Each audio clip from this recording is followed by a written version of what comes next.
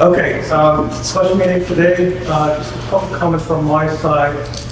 This special meeting is to hear from staff about how they have done their bucketing process and the prioritization of these buckets.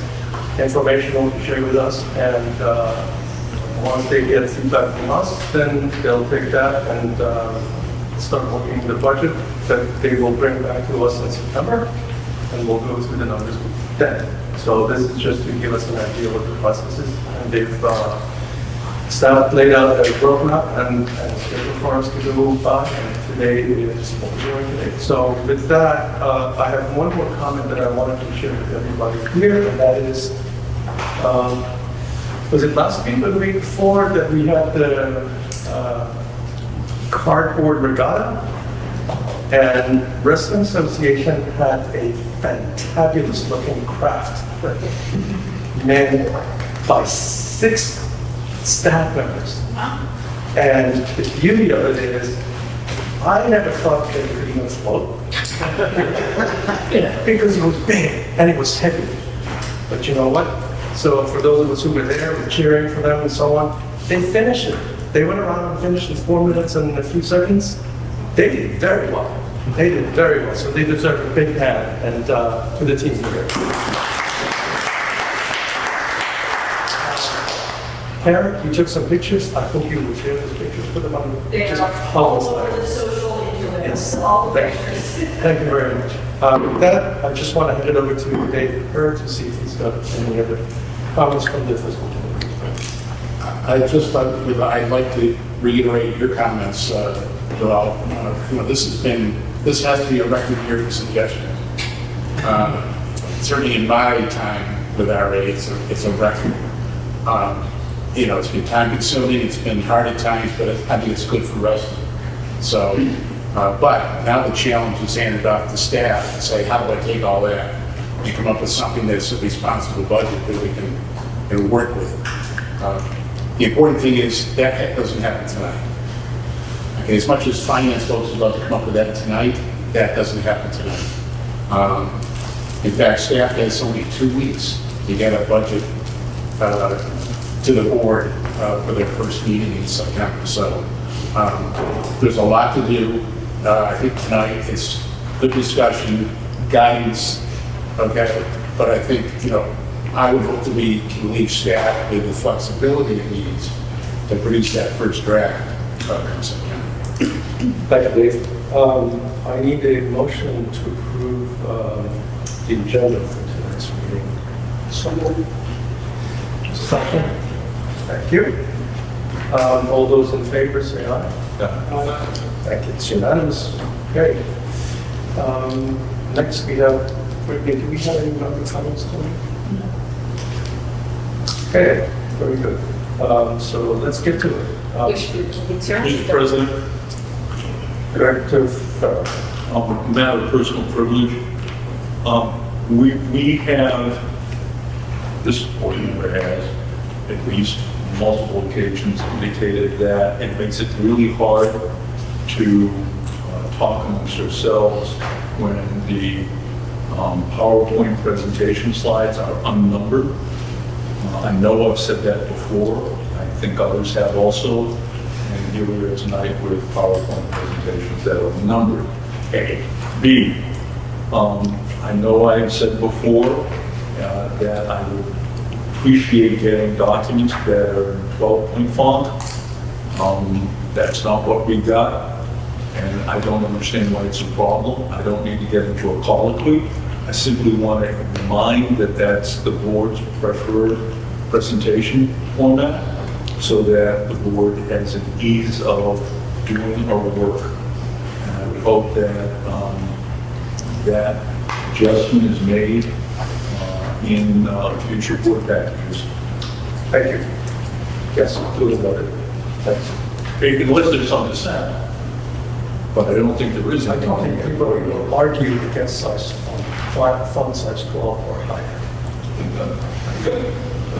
Vote for 14. 14. He went up you. As he usually does. Yes. Okay. Back over to you, Mr. CEO. Mr. All right. Cummins. So we'll jump right into it. As was said earlier, the main purpose for tonight is to start to walk everyone through what we believe are going to be the main drivers of the budget as I start to create that to move into September. We've already had a number of meetings. I think it's worthwhile talking about where we came from and where we're going.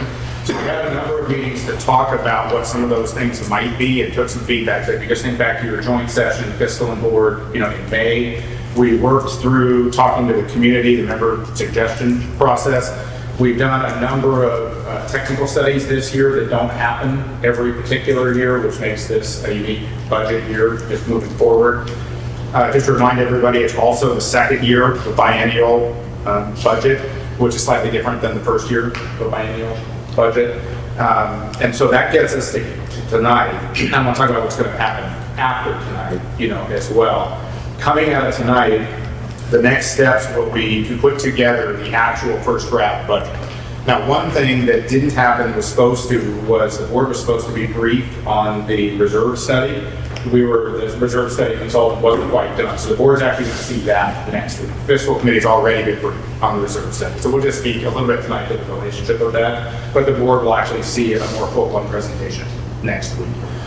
Coming out of that, the first draft budget is due to be produced and disseminated to both the fiscal committee and the board on September the 11th. The board has a meeting on the 12th. We will be answering questions about the draft budget, on that night, certainly providing any additional information anybody would want, but there is not going to be discussion or direction that night. So the sequence after the draft budget is released is the fiscal committee will make a recommendation at its meeting, which is September the 18th, and the board will then take that feedback and decide what to do with it at your regular meeting on September the 26th, which is the week after. So basically the sequence is every 2 weeks something's happening. So from tonight, to Dave Kerr's point, our staff, primarily Ed, Pete, and I will be putting together the draft budget. We'll disseminate it on the 11th, answer some questions, additional information, whatever we want to know about, and then we start the rhythm of fiscal committee reviews, make recommendations, board considers moving forward. So that's draft budget 1, same sequence in October, same sequence in ultimate adoption in November. So talking about what we're going to do tonight, and we're primarily here to talk to you all about what the main drivers are going to be. Those main drivers fit into 4 buckets, and what we're going to do is take each bucket independently. We'll go through, you all had access to the video, and it was fairly lengthy on each of these buckets. This is substantially pared down just to kind of set the table for tonight's discussion. So we'll run through just a few high points in each area and then pause for discussion, questions, feedback, however you want to talk about some things. Just at a high level, this year's operating budget, there are some pretty significant drivers that are a little bit different in years past. And those fall into a couple of different categories. So we did salary and comp that I'll speak to independently here in a second. That's fairly significant. We've not done that for 7 or 8 years. And we need to talk to you all about what that impact may be as we look at what our current staff are being paid, what the market rates are. We have some things that have been unbudgeted, but the board has set as priorities moving forward, largely around advocacy and some of those programs that would be appropriate to start talking about putting into the budget as ongoing expenditures. That would also include new things like budgeting for programs like Winterfest, which we have not historically budgeted. Of course, there's not sitting revenue, so just from the finance perspective, bear in mind, we're just talking about total things that are being added to the budget here. And then we'll work out the numbers and work with you all on that. And then we have learned some lessons about operating aquatics and some other things as we gave away pool passes and opened up all 15 pools. And so as we look at an ongoing pool model, assuming that the board wants to continue to talk about either expanded hours, keeping the expanded hours we did this year, keeping all 15 pools open, just need to talk about what that operating model looks like. So there's some things in that. The assessment fees, there's a couple bucket or things within that. We have committed to the board that we are looking at the relationship of member and non-member fees and trying to see where it makes sense to create a bigger disparity between what the members are charged for anything and what a non-member is being charged. We committed that we are not raising the member fees, so really it's been an exercise in what do the non-member fees look like and what makes the most sense there. There's only one change to the member fees. It's not really a change, but we have a 2-week camp. It's becoming a 1-week camp. So the number might look different to you if you're really used to looking at that particular camp, but otherwise all member fees are constant. The other thing we're going to be looking for to talk about tonight is the fee pyramid. So in big picture terms, we've talked about this where there are certain things that we are building fees that are foundational to the assessment. So you just get these things. You get access to the trails. You get access to aquatics. You get access to the lakes. Those things are just part of your base assessment. Then there's a level where things are subsidized, but there's not a cost recovery relationship. And those are things like garden plots, where we don't say if you want to rent a garden plot, this is the total cost of the association, boat fees, stuff like that. The next level up are things that are total cost recovery. You want to rent a pool, you pay for the total cost of the pool. And then at the top, there are things that we don't do if they're profit driven. They're truly individual benefits. So we're going to talk through that tonight. Capital improvement plan. We're going to say this about 14 times between tonight and next week. The reserve study is not the capital improvement plan. And that's just something we're going to keep talking about, because the reserve study is a relationship of what a typical lifespan of a facility is, not our lifespan. So we have to apply some reality to that. We also have to talk about the strategic plan and community survey implementation plan and help the board build what your CIP is, going forward. And some other policy things like funding to the 10-year average, what does the maintenance program look like, some of those details. And then lastly, the member board suggestions, so I think everyone's generally familiar with this topic. So those are the four main buckets. And then it'll be mostly Ed and Pete doing the presentation. I'm going to speak to the salary and comp study and some of the big operational things, and then hand it off to them as we move through the rest of it. The one thing that you would have seen in the video, but we're not going to highlight today, is I am looking at efficiencies within the staffing model. Many of you that have been on board for a little while will recall that we have eliminated FTEs in each of the last two budgets, notably in finance and communications, as we consolidated, we have vacant positions, and that sort of thing. I am still looking at how that may be possible as we think about the overall staffing model going forward. We've identified a few. We looked at those, and even as we go through the budget process, we may look at some other opportunities as well. As it relates to the salary and comp study, we went out and benchmarked each of our positions against local jurisdictions and major HOAs around the country. And there's reasons for why some are benchmarked. It's more appropriate for a truly local job versus something that we would otherwise recruit nationally for. We put them into job families. We looked at what the appropriate pay grades would be relative to what we found in the benchmarking. I think that's very important as we talk to our staff. One of the things that I will continue to preach in a community service-oriented business, the number one asset we have is the human capital within the staff. We have a lot of longtime staff that our members know. If you're in a particular program area, you know that person. There's a service delivery component to that our members very much enjoy, and it's a better service model. So thinking about retention and the cost of the association should anyone leave, what we should do for our staff, and how the service model works is a really important concept. So as we looked at this, and I'll have more details as we go forward on this. We're just providing a high level tonight, and I will spend some time with the board, and in some cases maybe an executive session talking about some of these things. They affect individuals in a very particular way. Like many salary surveys, the benchmarking look at a range.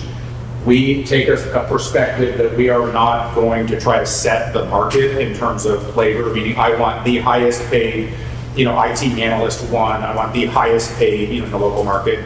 We are looking to be competitive, so we don't want to lose really good staff to a very similar job, somewhere else. There are obviously, some industries where someone is going to literally double their salary. That has happened to us in the past. So we're not trying to compete in that arena, but we are looking to be competitive. We don't want people walking out the door for a relatively modest amount or similar. So, and I'll walk through that as a minute. So basically the midpoint is that median that we found in the benchmarking, and then the entry point and the high point in each pay grade range is 20% more or less than that median. So and then the progress point and the advanced point are basically in between the entry point and the midpoint to the top point. So when we get done and move through all of this, that's how the document itself is structured. And then there's where are our staff right now relative to those things? So if we skip to the next slide, you would have seen this in the video. Generally speaking, to be competitive in recruitments, you would be somewhere around the midpoint, somewhere between the bottom of the second quartile and up through the top of the third quartile. If you're just barely, trying to keep it all the way at the bottom of the range, you're not competitive. And if you're way overpaying at the top of the range, that's not considered a competitive thing either. So there's a couple very big key takeaways here. The study showed that 23% of our company would be under their pay range. Not only not competitive, but not even in the range of what they would expect for a pay range somewhere else. The next biggest one, which is a big number, 53.5%, are way down at the bottom of the range, still out of the competitive range. So what that means is 76% of the staff are outside of what is generally competitive.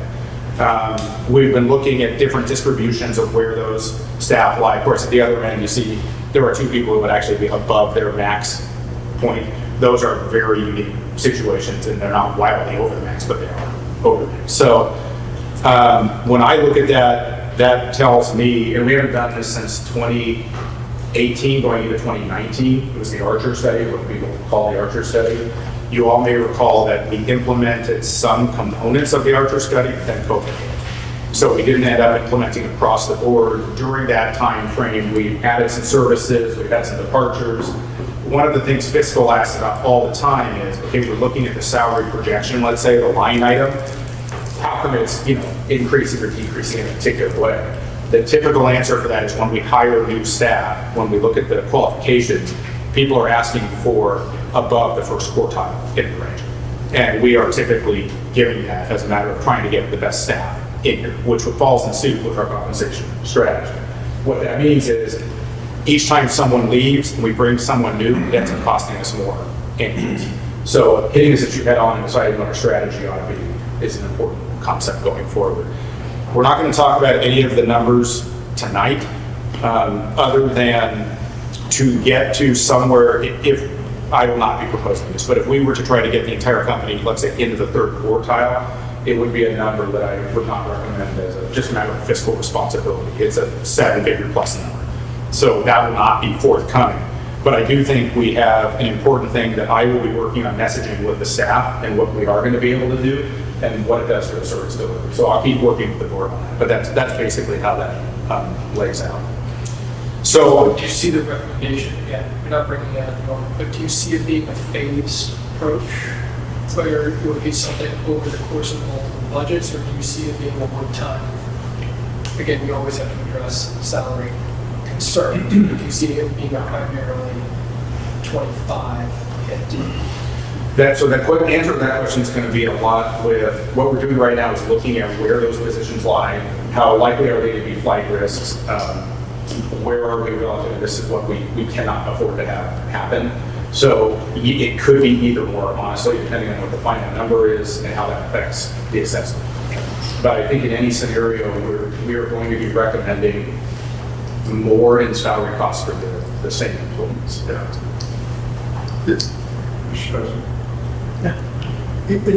My memory, somebody can correct me, but the board didn't get a copy of the Archer study, did they? Yeah. So, so I would hope that before we go too far down the road, even if we get the opportunity to review it, I have some questions about the HOAs that they benchmarked Reston Association to, and obviously we want to pay our people comparable because we don't want to lose them. But when I get members of the association banging on us that people costs are the overwhelming percentage of our budget, and we're going to be looking at, I'm going to guess, not modest increases in that line item. It helps for the board to be able to say, well, this is how we got there. And so having the benefit of the document itself helps the board speak on behalf of the fairness to the staff. Because I anticipate this is going to have a major impact on the assessment. Yeah, just to follow up on that, I think it's important to share that information, at least at a transparent, available, so communications, I think, is important. Yeah, and that's, Identifying which the relative HOAs or other communities that you've used, that they've used, and the ones that you're looking at. And the third thing that I wanted to mention, if I'm, just give me 1 second, I'll get back to you, John. no, you're fine. Director Harwood asked about the phase approach. I think that's something that I would recommend that we need to think about, because if I understand correctly, based on my knowledge, you've got more than half, let's say 56% of the 107 in covenants and in CSF. Yeah, somewhere just under 60% of our staff are in companies. Yes, it's 40%. Yeah. Something. And if you, we don't want to get into numbers right now, because I think once we do that, we have to get into executive session and talk about this, as you mentioned, that I think about a phased approach, where we the easier ones that are easier to do first. Anyway, Just like I make a suggestion, when you do present this as part of the first draft of the budget, I think it would be wise to accompany an explanation or a justification for the rather significant increase that we're anticipating in this realm, so that as it is presented, there's a clear and succinct explanation of why this is the case and why it was necessary to move that forward. I also would like to remind the rest of my board members that, you know, it really, really gnaws at staff morale when new people are brought in and they're making either more or the same as someone who's been here 10, 15, 20 years. And so, you know, I think that that also has to be taken into account. And I appreciate the fact that we have lots of members who complain constantly about costs and employee costs and yada yada. I encourage them all to join the board so that they can understand the realistic of what they're getting, including the fact that, you know, for $800 and some currently, you know, they're getting 15 pools and trails and tennis courts and blah, blah, blah, blah, blah, blah, blah, when you can go down the street and get one pool for, I think it's around $1,600. So how about some education and putting things into perspective for people? thank you. Yep. Director Farrell, did you finish? Okay, thank you. Yes, go ahead. I just have a question. How come it wasn't benchmarked against Fairfax County government? It was. So not to overstate, HOAs were a very small component of the benchmarking. It was Fairfax County, Loudoun County, Arlington County, and some select HOAs in certain situations. Thank you. Yeah. And Vienna, sorry. Great. Okay. So that's all good feedback and all things that we were planning to do. And I will make sure as I get that organized for you all, and we're getting the final stamp on the thing. We've spoken with the highlight stuff is. Quick question. Yeah. In terms of the way you plan to do the compensation, is it all done at one time in the year, or is it basically each anniversary of each employee? How do you plan to look at the In terms of like when increases Increases. happen, yeah, it's always at the first of the year. We do our employee, everything is merit based in terms of annual, let's say, increases in salary, with the exception of every 7 or 8 years if we do something like this and look at market adjustments. So every employee should expect whatever their compensation is going to be able to be adjusted effective January 1. Yes. So what we are still also evaluating, and there's a lot of budget factors that come in, what is the relationship between any market adjustments that happen as a result of this study and any merit-based pay improvements that may or may not occur. In other words, so we are not setting an expectation that there's automatically a double, some sort of COLA plus a merit, because that would affect the salary line in a different way. Now, could there be? I'm still trying to figure out what that metric is, but we are not automatically assuming you do this and then we're adding the merit. Now, there is some impact if you do adjustments on an anniversary day, as opposed to. Right, and yeah, we do it all at counting. All right. All right, so we're going to move on elsewhere in the operating budget. I've asked Pete and some of our directors, I should have mentioned to you, all of our department directors are here to answer questions. We have operating department videos that will be going live sometime before the end of this week. So talk about total number of FTEs, key performance indicators, how we measure service, like what goes into each department. Or you may recall, we decided to do the video so that we wouldn't do a series of 30-minute department video or presentations going forward. Happy to answer any questions as we go on. But there are a couple of key topical areas that we want to talk to you all about. Revenue, particularly as we gave away passes and charge more for non-members, cost of running 15 pools and some of that stuff. So I'm going to hand off to Pete. Great. Thanks, Matt.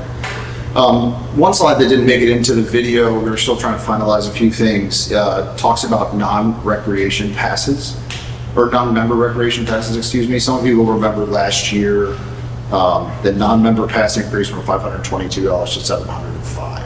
And then there was a motion made as part of budget last year to increase the 25 non-member non-member recreation pass to whatever the assessment is set for 25. So that would, at this moment, take the pass from $705 to $817 or wherever we land for 25. So just a high level overview of where we are for the year.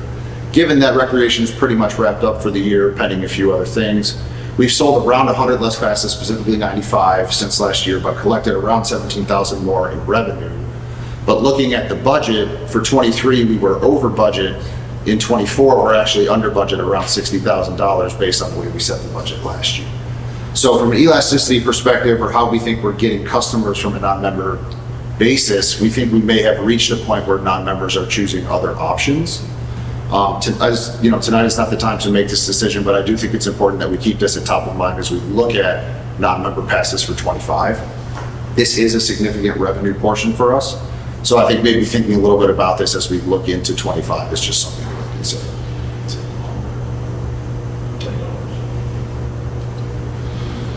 On pool operating, something that will be in budget one is a staff proposed increase for pool operating dollars related to operations and maintenance. For those that listen to the video, I talked a little bit about some maintenance that's popped up over the last few years. Some will remember Autumnwood was closed for a significant period of time last year. Unexpected repair. We had a Lake Newport sort of emergency at the beginning of this year to fix some plaster. The heaters went out at Ridge Heights and a few other things that popped up. And I think if we're going to operate our 15 pools, this is just something we're going to keep hitting. Chlorine is increasing, things like that. So there will be a proposed increase in pool operating as we go through the budget process. Happy to discuss that more in detail, but wanted to share tonight that there will be a proposed increase in just operating dollars to fund the operations of the pools. So that's it for tonight as far as slides regarding operating. There were plenty of slides in the presentation, so we're happy to pause now if there were saved questions regarding operating before we move into other things.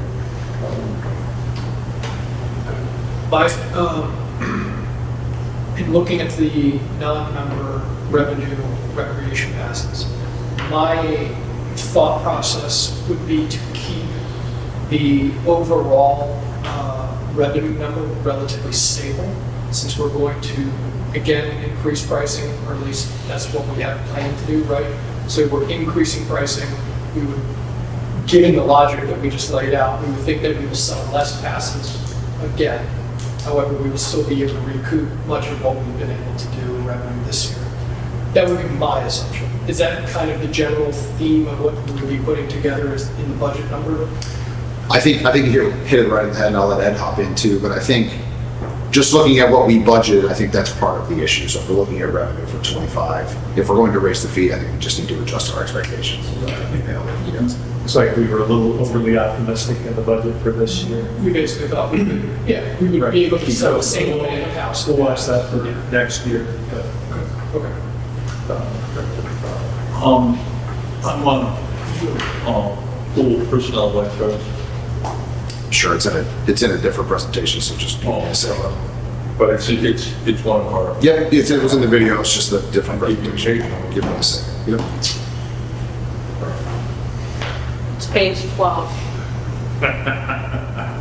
There you go. Thank you. Font size. My font is currently at 120%. So I don't know what to tell you. This is what we're looking for, right? Is that right? Yeah. I have been advised by one of our fellow board members who did a fair amount of work on researching what other lifeguards at other facilities are getting paid. Nobody's at 19. That's A. B, I taught a lot of stat the last week that pools were closed and schools were not open. And when we're looking at the budget, I would hope that we would put in a budget that has our pools open until the first day of school, as opposed to having them closed for a week between for the week before the school open. The other point that's been raised to me by someone else, and this goes into budgeting, which is why I'm raising it now, is that when we compare our schedule for this year to the schedule for 2016, we've lost a lot of hours. We've lost weeks, we've lost hours, and I think we need to get back to the point where we were back then. And there was a prior administration who was talking about reducing hours and reducing pools and closing pools. That's not where the community wants us to be. And the other point is, this will be worse than I've been riding for too long. We're not limited to kids who graduated from South Lakes and Upton High School. I've talked to people who operate pool management companies, and their pools are open until the 1st of October. And their staffing, their lifeguards are using the J2 program. You've heard it before. I don't understand why we refuse to engage that program to keep our pools, to open our pools earlier and keep our pools open longer. And that has budget implications, I know. But the feedback I get from the members who talk to me about our pools is they're closed too much. Now, I've sent an email about, all of the pools in South Reston are closed 2 days a week. And the pools in North Point are closed 1 day a week. And recently I found out one of the reasons we're closing the pools is we're renting our pools out to swim teams from Oakton and Fairfax. So we're depriving our members of use of the pools to make money. How much money are we making that justifies closing every pool in South Reston twice a week? I'm not buying that. If we were a member-serving organization, then that needs to be a very low priority. And I think if we're going forward here, the board needs to make a strategic decision as to whether or not the revenue that's being generated by turning our pools over and depriving our members of the use of the pools to organizations that are in Fairfax or Oakton or some other place. And given that they're from Fairfax or Oakton, some other place, it kind of explains why it's South Reston pools that are being closed twice a week, right? Because those pools are closer to Oakton and Fairfax or whatever. I think that priority is upside down when you look at the community survey. We need to fix that. Do you mind, Trevor? So we've actually been digging in on this very topic because it's a question that I've posed to Laura, who's sitting back there. I sort of look at it the same way, so I appreciate the comment. We've put some scenarios together that the board will see in the fall that address this exact topic. So if we do not rent to these groups, here's the revenue hit, but here's the increase to hours. So we're prepared to discuss that, and I appreciate the comments. I track with you on that. It will be a decision, it will be a revenue decision. So that's just priming the board for that conversation. Mr. Lusk, I'd also like to go back and look at what were the hours that we were open in 15, 16. Yeah, got it down. Okay, and compare that, and what does it cost to get back to that schedule? Because I don't want to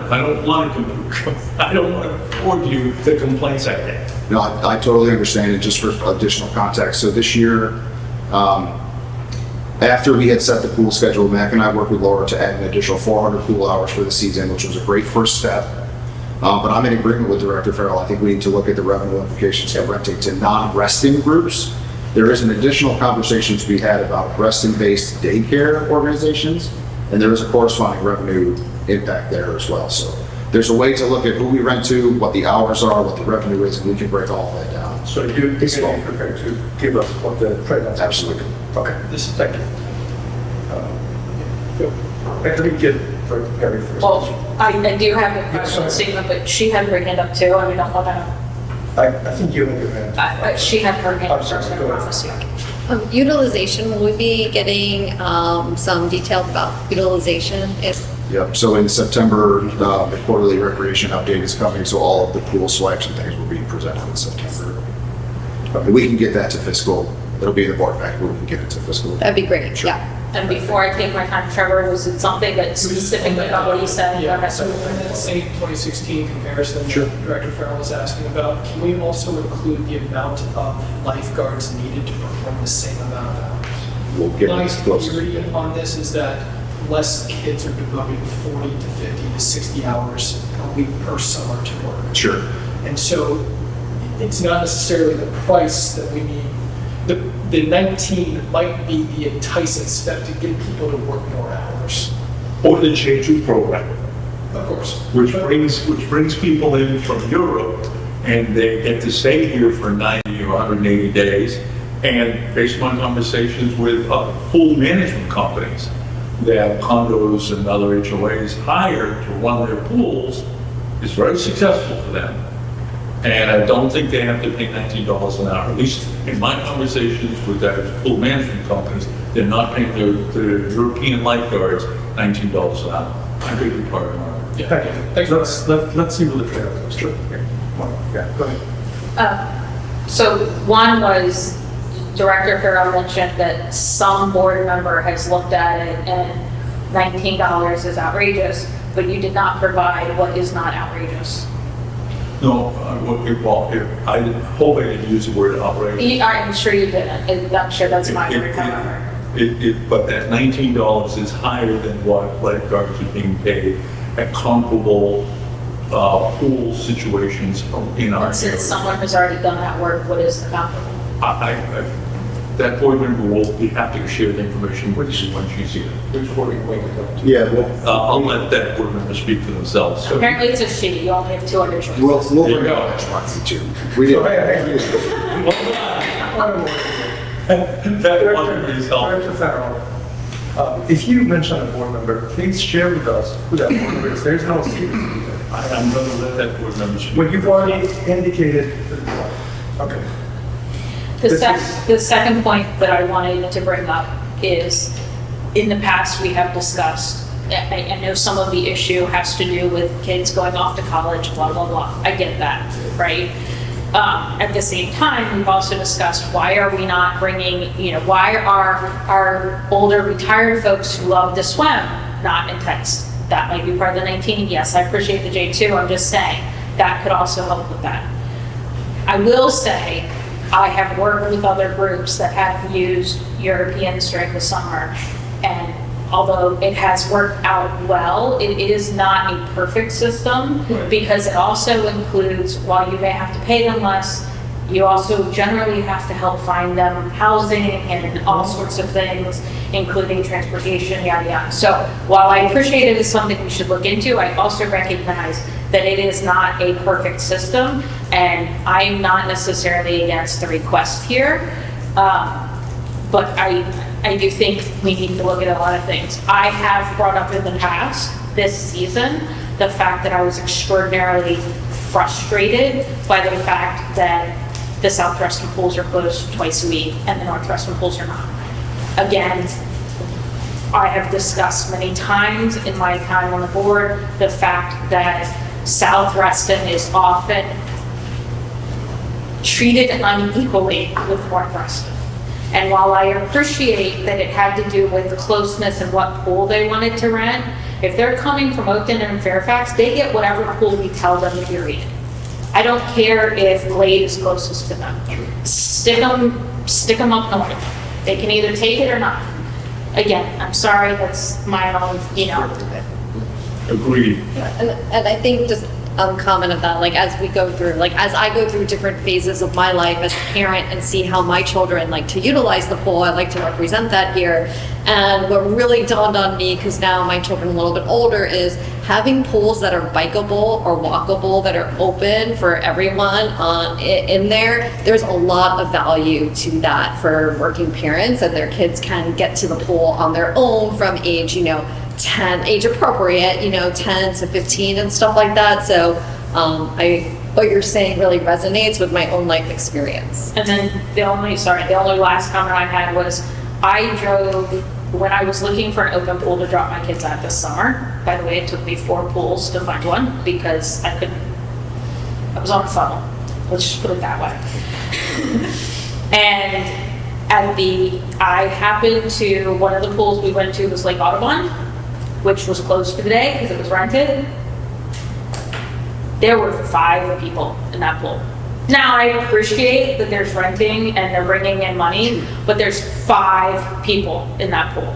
That is really frustrating when you're trying to find a pool for your kid. If the daycare centers want to rent, let's look at, could daycare centers combine?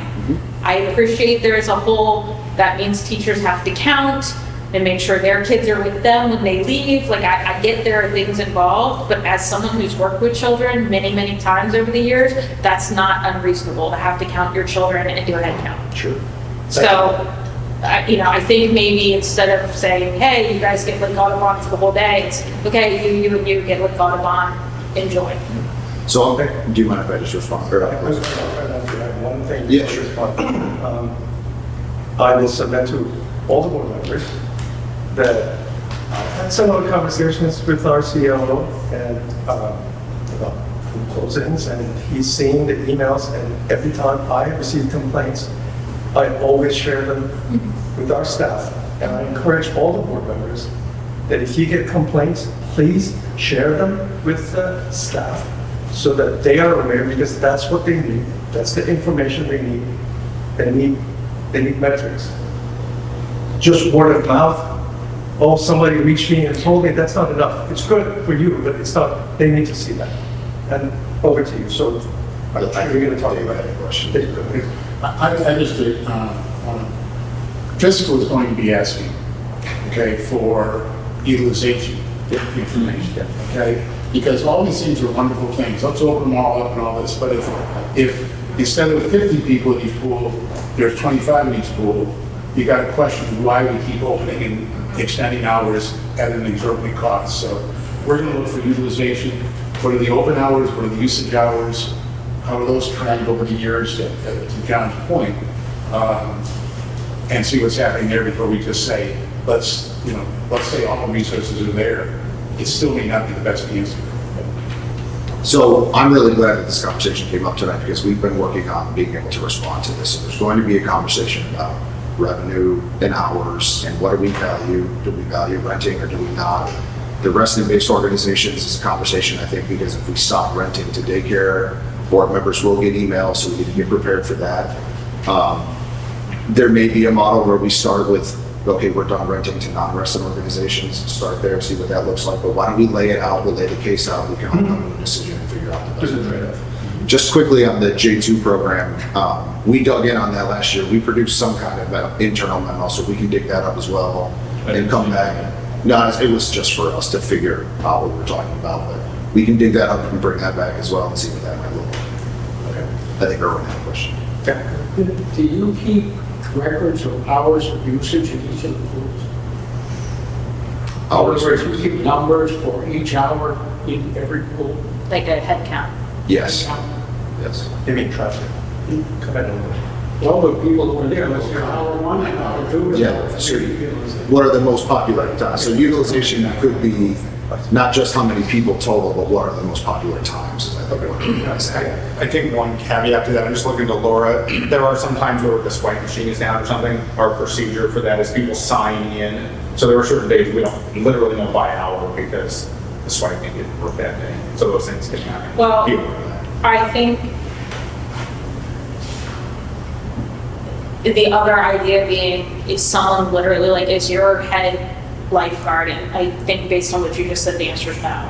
but is your head lifeguard at the top of the hour going through and kind of doing a eyeball of, okay, X, because if my kid's 20% at 10 a.m. but doesn't leave till 5 p.m., right, like, are you tracking that whole thing regardless? So what I'm hearing is utilization, most popular times, we'll talk about, so we'll bring it all. What we have, we'll bring it all back. Yeah, That's and what's- I'm not saying that that's negative, that whether we have it or don't have, Yeah. don't, but, just kind of there's 30 people in the pool at 2 o'clock, or, regardless of when they swiped in. And when there's a good moment, I really could use some food and a bathroom break, only because I got here and didn't grab food. I would just make one comment. Yes, before we move to the please. next section. One thing that I thought was really interesting, because I landed here in the middle of the Shadowwood, as it was being renovated, and I heard all the stories about Shadowwood, and it was sort of on the chopping block and this, that, and the other. And one thing I thought was really interesting, when we reinvested in Shadowwood and or Gateway Pool Pass, it could be a combination of both. We said record attendance virtually overnight. I think there's a values-based question there. It costs money to make money. I mean, when we reinvest in facilities, we may need to think about our value system, because people are going to start using stuff when we put in better amenities at those locations. So, and we didn't anticipate what we got. It was just amazing to see. We saw that at Glade, when we redid Glade, the usage rate at Glade went through the roof. Okay, for the benefit of our fifth board member. Sure. Yeah, and then, like, if you guys aren't going to be stopping, like, that's fine. I'm going to do a recess for 5 minutes, okay? Or 10 You can do 5 minutes, but I may not be back. Or, because I said 10 minutes. 8 o'clock. Take your after. It's 7:40, yes, 7:40.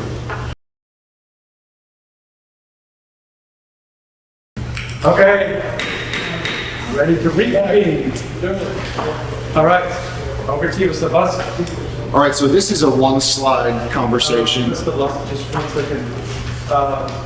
When you speak, everybody, I am told, you need to speak up so that You need to project. to the microphones for recording purposes, as well as others who sit in the back. It's usually not a problem, so I will speak up. So this is a one-slide conversation regarding the work that we've done on our benefits-based fee pyramid. We discussed this first with the Board and Fiscal Committee in May at the joint meeting. Since that time, staff went through our significant list of fees. So what I'd like to do, and the new proposed fee schedule or draft of the fee schedule was provided in the Board and Fiscal material. So let me just talk a little bit through the work that we've done, what the pyramid represents, and I'm happy to take any questions after that. So not only did we go through all of our fees, review member fees and non-member fees, make adjustments to non-member fees, meaning increasing non-member fees. We also eliminated a number or combined a number of fees. So if you look at our fee schedule, it's lengthy, sometimes hard to understand. So staff did a really great job of combing through. For example, there were 4 different categories of pool rental fees. Those have been collapsed into 2 different categories. So it's just easier to understand for the membership, easier to understand for people that are renting from us. As you look through the pyramid, the idea, as Mac spoke about earlier, is at the base of the pyramid are things everyone gets for their assessment. So going back to last year, that includes rec passes, that includes trails, lakes, everything that Mike Mack maintains as he walks by with his food, parks, tot lots, those kinds of things. Those are things that will never have a fee related to them. They're just included in the base assessment. As we move up the pyramid, tier 2, what we slid in there is boat registration fees and garden plots. What that fee is meant to represent is we charge a fee to offset the cost of that amenity to the association, but the purpose of that fee is not to recover the full cost of that amenity, or at least the way that we do it now. As you move up, the individual benefit goes up. So as you look at tier 3, this is almost always group classes, so there are some individual benefit there, but you're not using an amenity specifically for your own individual benefit. You're sharing it with others, but that fee increases based on your use. And then the top tier is probably the easiest to understand. This is individual benefit only, so paying for a private swim lesson, you're using an RA pool and an RA instructor for your own individual benefit, so we want to gain or profit from that endeavor.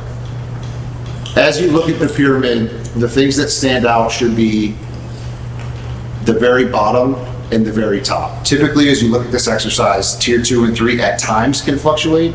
But here, as we look at this, the way that our fees are structured and based on the programs that we offer, we think that we've sort of hit this on the head. And I do want to commend staff a little bit just for digging in, because this was a lot of work and work that has never been done in our RE before.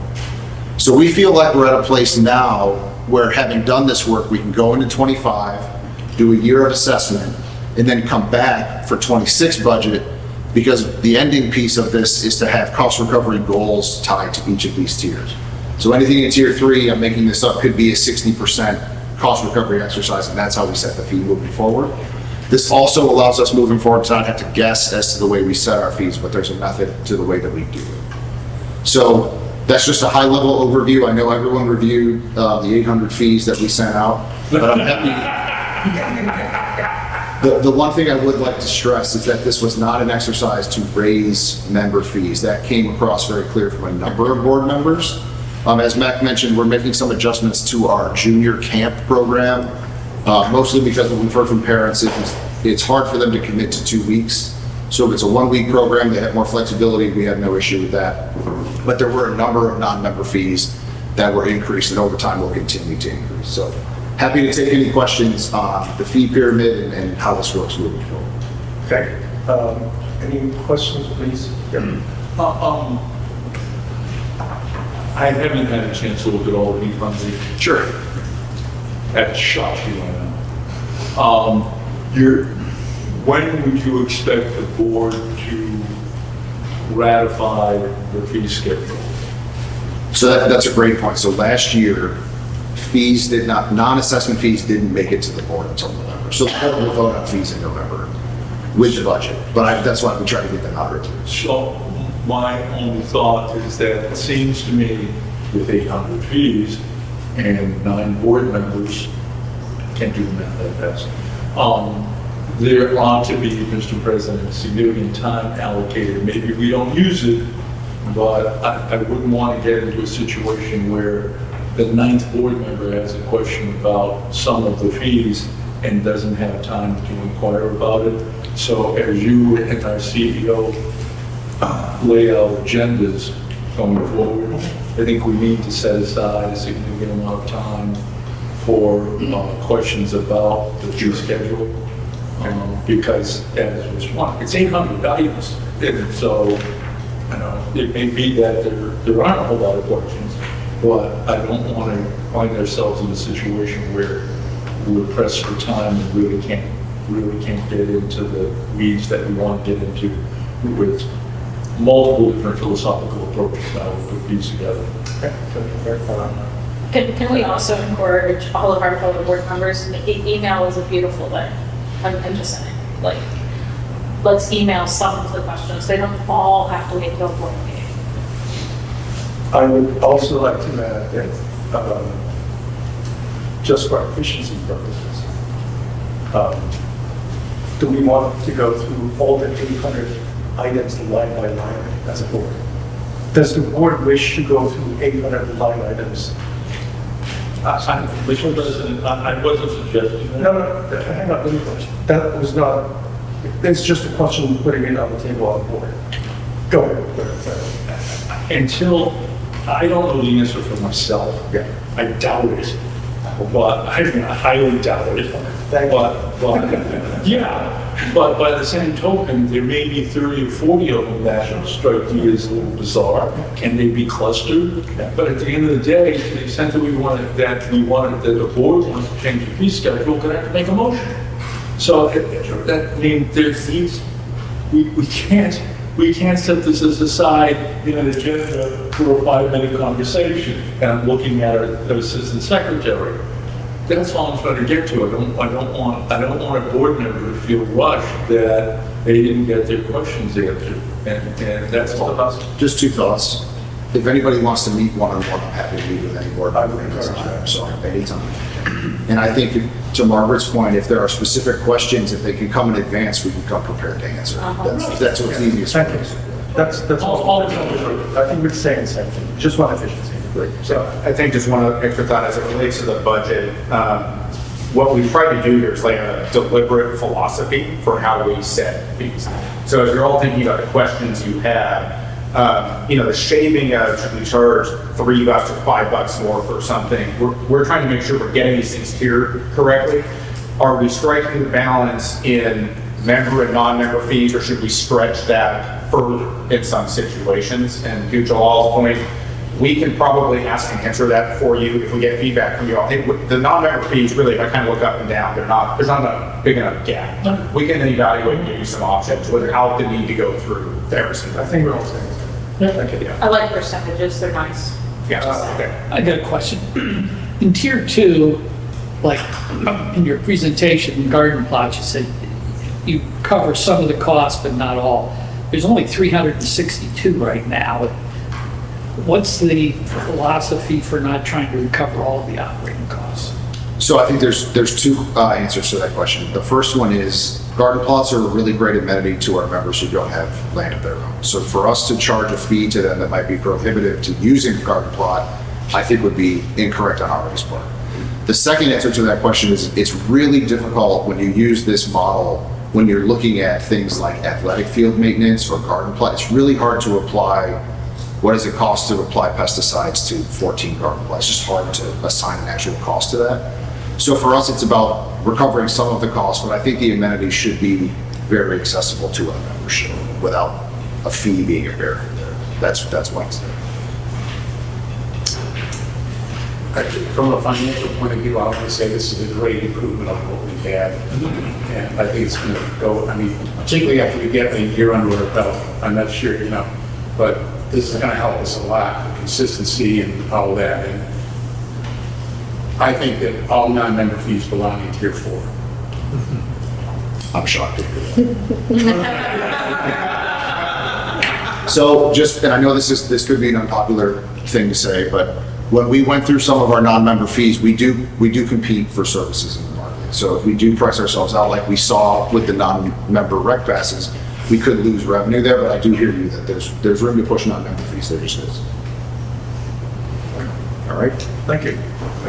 All right, so moving on to the CIP, again, for those that listened to the video, at the May meeting, Chris presented a new way for us to prioritize projects based on all of the new data points that we have from the last CIP. So we've talked a lot in the last year about the community survey, about the reserve study, the strategic plan, considering accessibility, items that have been brought up regarding zoning and permitting considerations, and the recreation facilities investment process that we talked about in May. So the board made a motion to apply some weighting to those criteria because we had not applied weighting when we talked about it in May.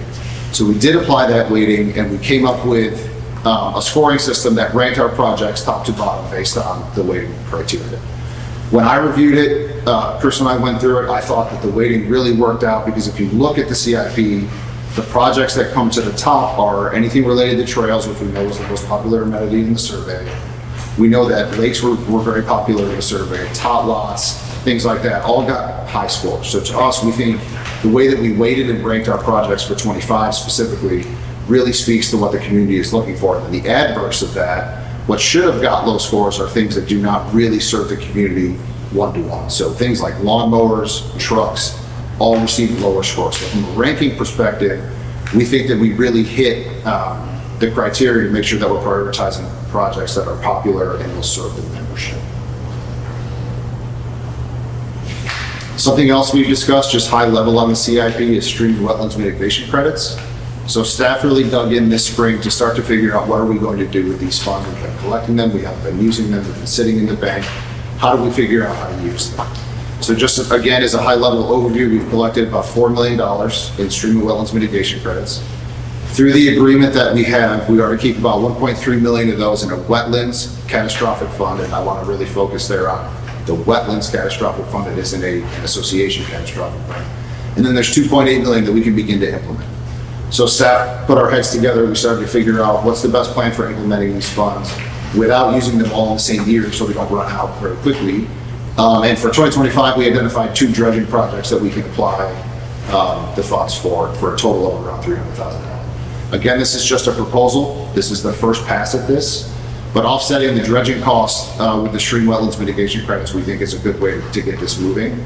I also think it's important that we are able to tie the use of these funds to something specific, which is why we've used 2 projects in the CIP. We can always track that back instead of using it for different things. So this is just a first pass at this. I'm happy to listen to any other opinions or thoughts on the use of stream wetlands, but we are excited to get this moving. Thank you to Michael Reynolds, who's sitting back there, to helping me get this moving this spring. Well, sorry. Sure. If there's another place for questions. I'm good. Go ahead.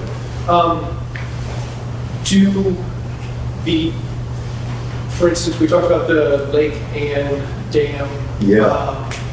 With the prevention of disaster for these streams and wetlands, would we be able to repurpose like dam renovations or anything like that with this type of money? So part of the funding that we could use, this 2.8 million, could be used for some of that work that was in the video. Yeah. That catastrophic fund for the wetlands, there's something, there'd have to be an event, something would need to So happen. we actually have to have the event first. That's right. Before we're allowed to tap into that. That's right. I understand. Unfortunate. It's a recovery. Yes, Dave has a question. At one point, there was a conversation about keeping some of the 2.8 for catastrophic use. Is that, I thought there was, but that number would be not 2.8 that we would utilize in other ways, but maybe 2.3. Did I? No, so we're keeping 1.3 of the 4.1 in the catastrophic fund. Is that already?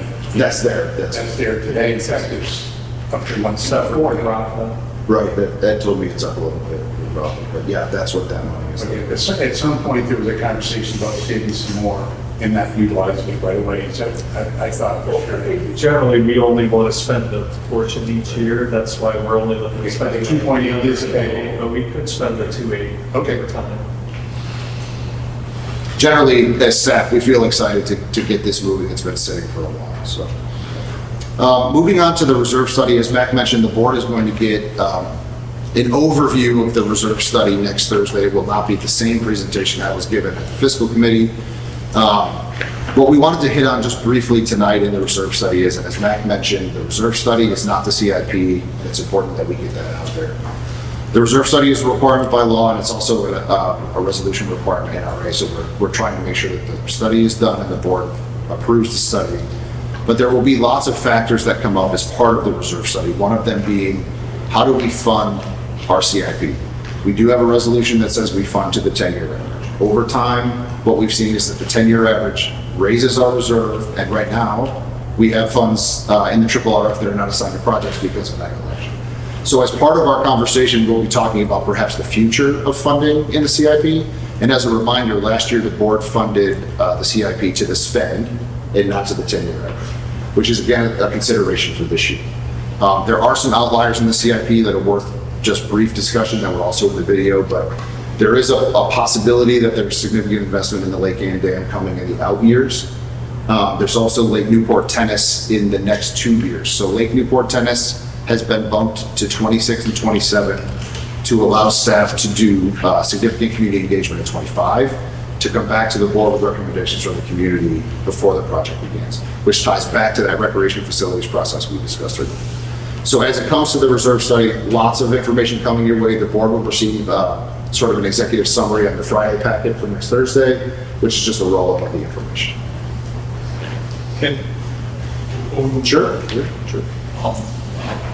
share my board members. I sat through the presentation, the brief presentation of the study to the finance committee, and they voted for us to accept it. And I have a lot of problems with that reserve study. And I won't go into all of them because it was just really strange. But I did bring up many of them during the finance committee meeting. Floating years of use, there were some real anomalies, some other problems. And the reason I'm bringing up at this stage in the game is that the reserve study, when we're doing the rating, the reserve study is the most important element in our grading exercise. And if the reserve study is a question of validity, which I believe it is, I mean, we check the box, we satisfy the statute, but there are assumptions in the reserve study regarding remaining useful life and other things like that, and cost. All the footbridges cost the same amount to fix. Well, all the footbridges don't cost the same amount to fix and don't need to be fixed because many of our footbridges are concrete. They're not wood. They may have wooden railings, but replacing the wooden railings doesn't cost the same over here as replacing a fully wooden footbridge over there. And we have 100 and some odd footbridges. Is it 118, 136, something like that. And yet we treat them all basically the same, but they're not. And that has a real impact on budget for CIP. So I'm just, it's unpersuasive. And using the reserve study as the most important, second most important weighting, I think is distortive of the process that gives us this list of items. When I looked at the end product here, the first draft, I have a lot of questions about it, but I mean, the footbridges are just one example. When I don't know which footbridge we're talking about because we're only talking about numbers, right? So which one? I don't know. And it seems to me that's an example of where there ought to be making distinctions between a concrete footbridge that basically we're never going to have to replace that, you know, because it's concrete. I mean, if you look at the reserve study, it specifically says they don't adopt they have an unlimited life expectancy for a concrete bridge. That's the reserve study will tell us that. Does concrete fail? Yes, sure. Look at the Coliseum. But the point is that we don't need to have that kind of funds committed when we have 4, 5, 6, 8 different kinds of bridges, and footbridges. Just one example. Having, forgive me, Mr. President, I want to go on here a little bit. When we say that Newbridge Pool has a 58-year lifespan and that Audubon Pool, which is newer, has a 51-year lifespan, that tells me that something's wrong with the reserve study, because a newer pool should have a lifespan shorter than an older pool by a decade. So Director Farrell, If I could finish, sir. we get the message. You don't like the reserve study, you don't agree with it. It's not, I don't agree with it. There are problems with it. You're identifying problems, so my And impression, we're relying on it to make our priority decision. I don't think we're there yet. Oh, I'm sorry, so I'm looking at a list right here. So That was based on that process. My understanding was that the way you described it, is that you were talking about bringing back the reserve study to explain to us what we've got and how we've got to it. So this, again, this is the first draft of the CIP. There's many versions to come. The board's going to get an overview of the reserve study next Thursday. Right. We are working to pull together an executive summary of the reserve study for the board, because if you saw the presentation at fiscal committee, it was somewhat overwhelming, and it's a lot of information. So I think when we talk about the reserve study next Thursday, we can ask and answer some of Director Farrell's questions. But we're going to try to get a concise summary to the board prior to that meeting to try to explain what he's talking about. That's what I was getting at, that you are planning to bring that, and correct me if I don't get this right, you plan to bring that back so that you can get board reaction and feedback on that, but not tonight. It's on the agenda for next Thursday. I appreciate very much that you're going to produce an executive study, or an executive summary of the study.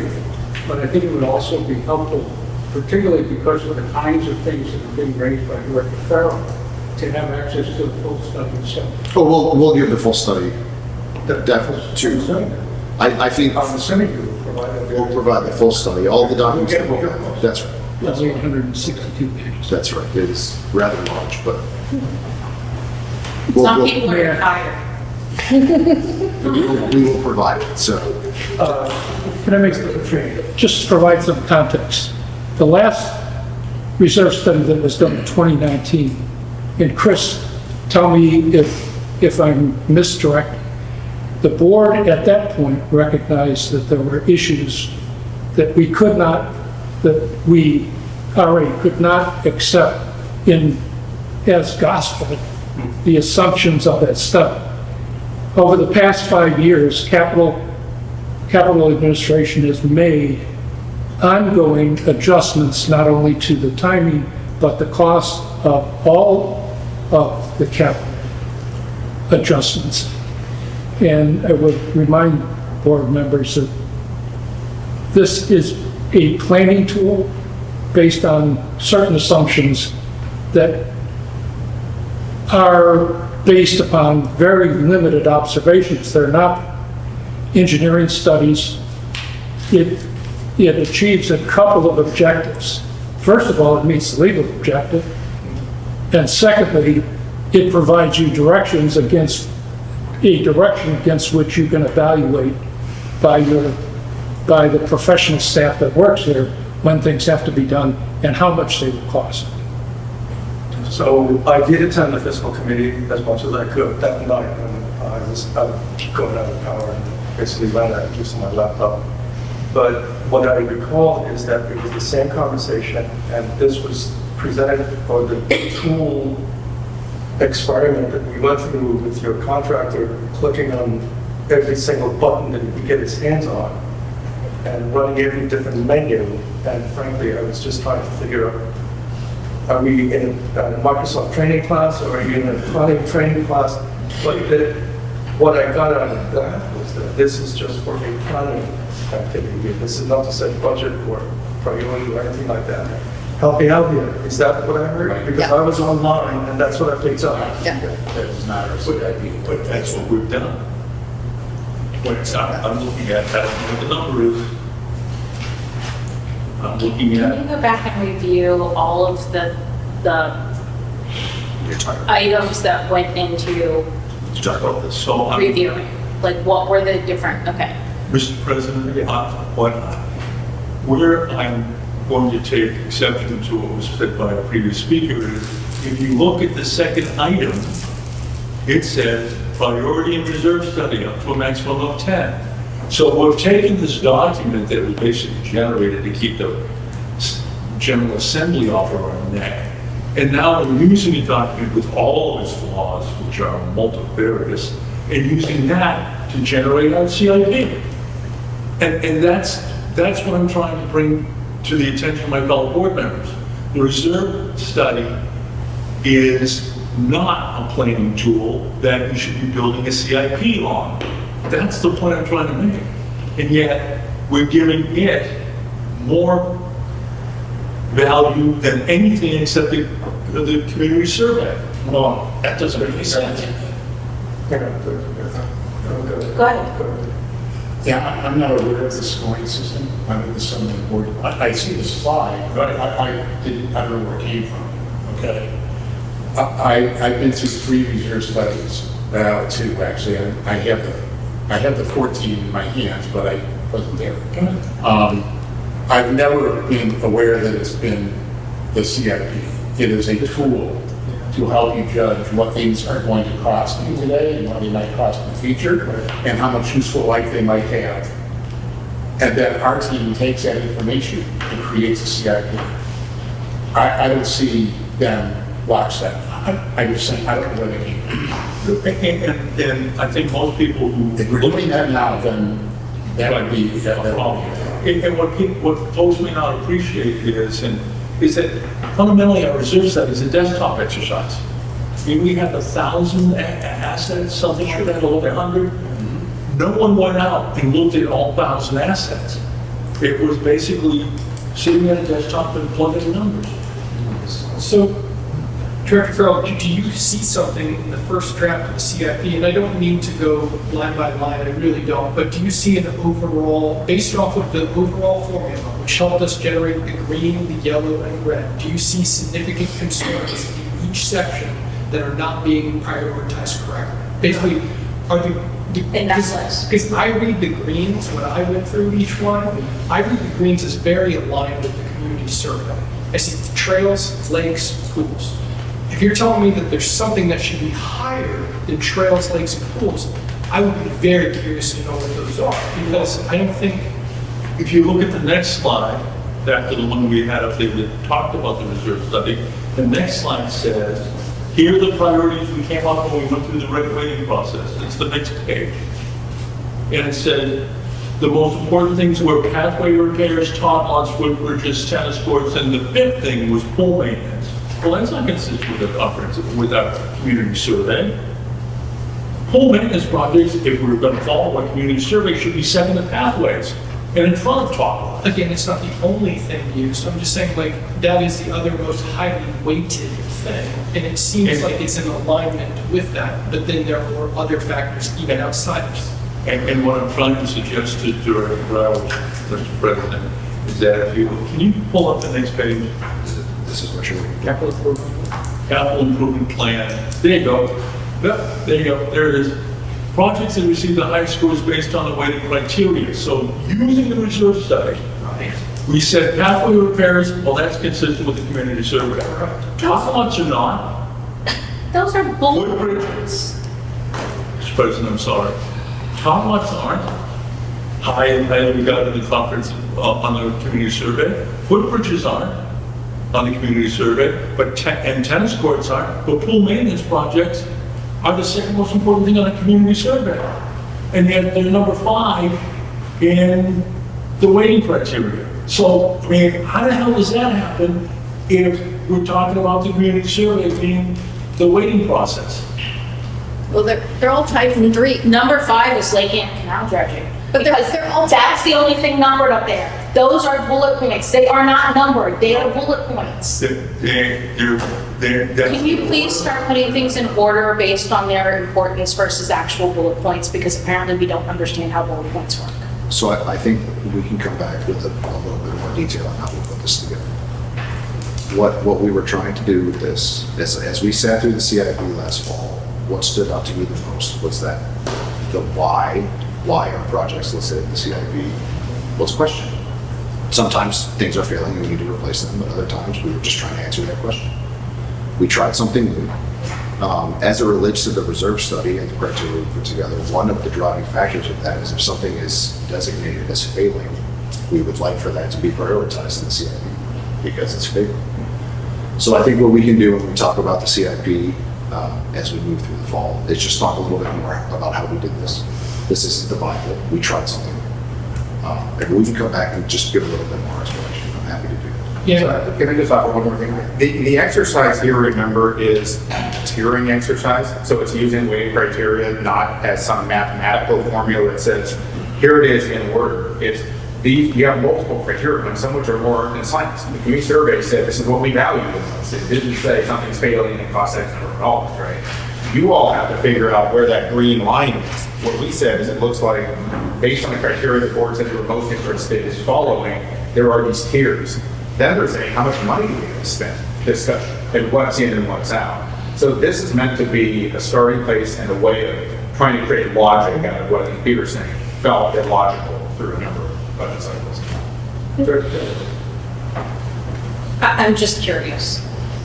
Because what I think I heard is that all of these things were utilized and staff, who do a very good job, took all of these things into account.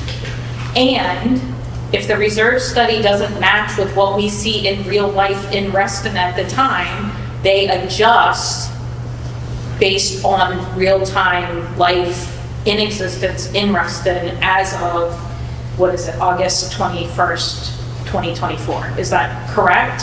Sure. Am I wrong that the reserve study is not like, oh my God, well, the reserve study says, and therefore that's it, that's the end?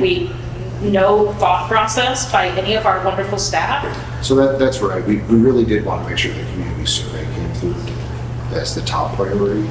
We can take a look at the criteria and reweight it. I think to me, as we mentioned earlier, if we had seen things like pool maintenance get 10 or 11 points, that would have been a problem, in my opinion. The things that are not outward facing and community facing, like trucks and mowers, came up at the bottom. So we're close.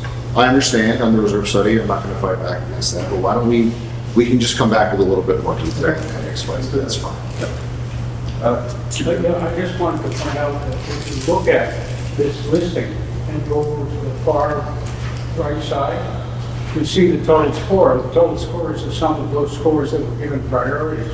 And so it is strictly by the numbers of the total score, which takes into account the 10 that was accorded to the reserve study. So like I that has a said, direct impact yeah, we can in a just, significant way. we're just trying something new. No, I understand. I don't take this as the final PM, the final word, but it does follow that scoring meticulously. But even if you only put 5 points on the reserve study, this list wouldn't change at all. Like, there's such a significant drop in tier between the 28 points, which are all tied for tier 3, because you have to weight both equally, the community survey and the reserve study, to come out. It wouldn't, even if it was only weighted at 5, the list would still sort the same way. There'd be no change. If we have a significant issue with what is in green, then we need to be addressing that. And Yeah. we know that no one on this board, across the entire board, has ever been shy about taking individual line items and moving them and sharing their exact opinion on them. So, like, we will get to that process, but overall, I do commend staff on, like, taking a more strategic Absolutely. to something. And yes, we can tweak the individual number of lines. Okay, so Peter, when we meet next time, then you can just give us, so.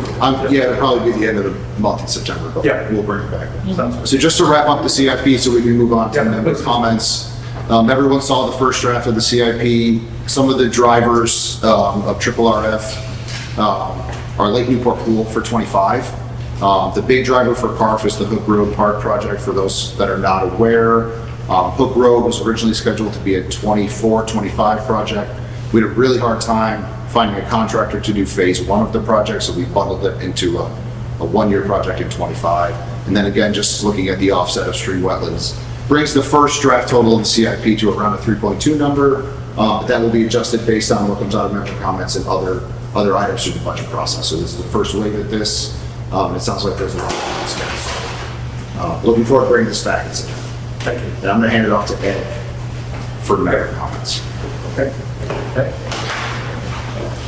So for the member and board member suggestions, I think we should outline their area there, this little spreadsheet. So it's the same as the one that was sent out before, but we did an attempt to break them into high priority. We call them medium and low to try and make it easier and more effective to go through relatively quickly, hopefully. You know, we can talk through any of these, but our intention wasn't necessarily to talk through them all.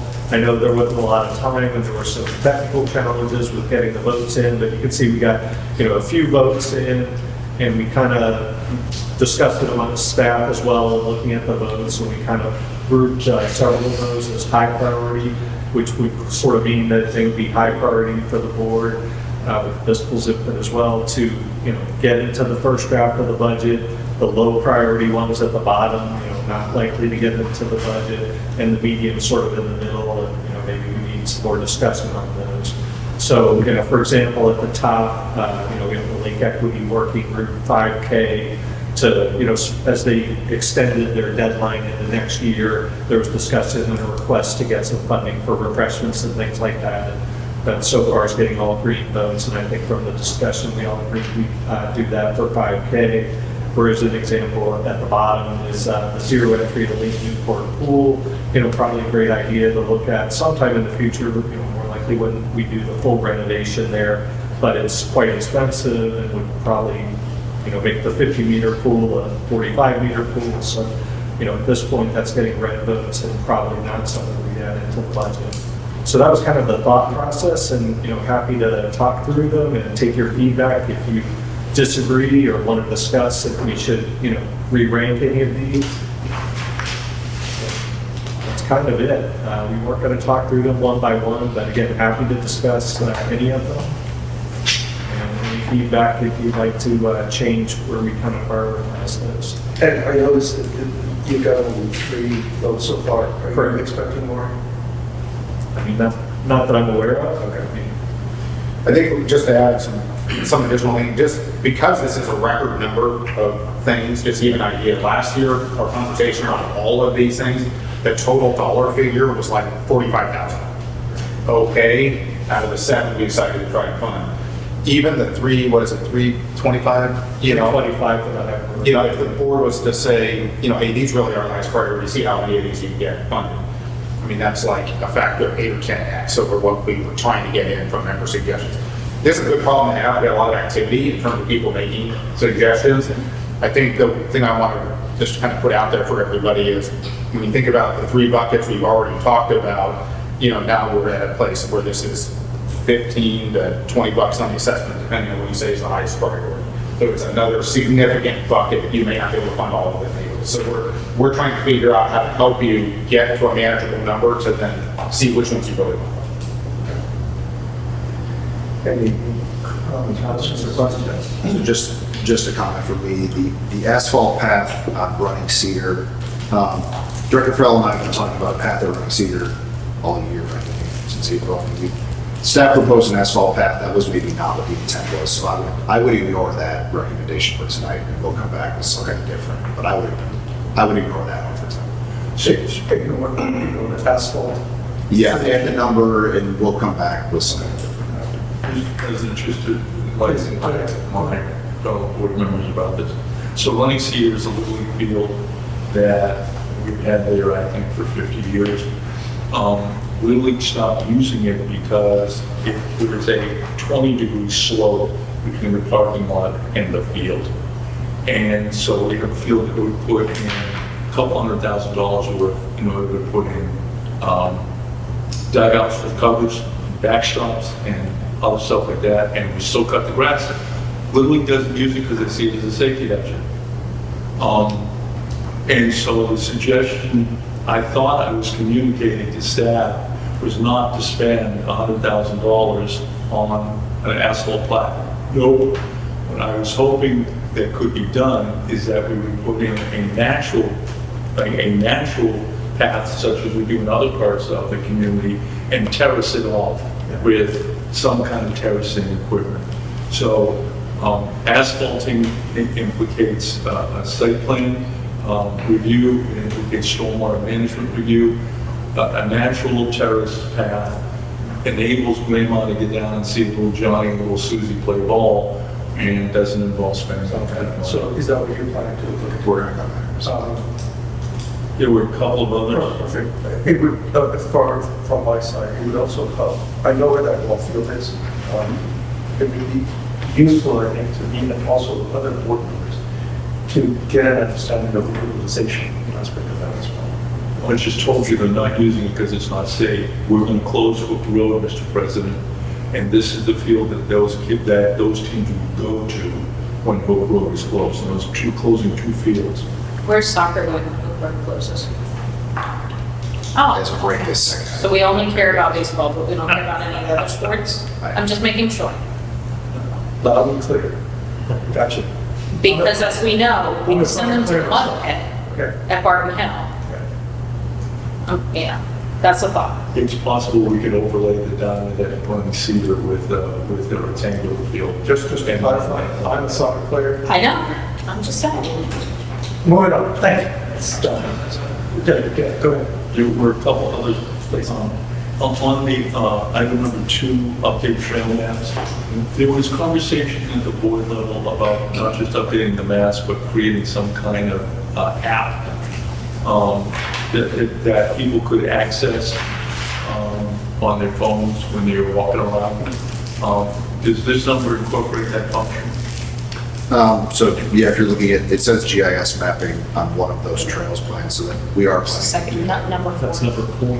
Number 4 would do that. As far as an app is concerned, we can look at apps that currently exist already, just as that already would not be developing their own app. It would add it to existing. But just to add to that, you recall we talked about making that a phase 2 of the website rollout. So things that we could put in place infrastructure-wise, we might do next year with a full rollout the year after, just depending on what's possible.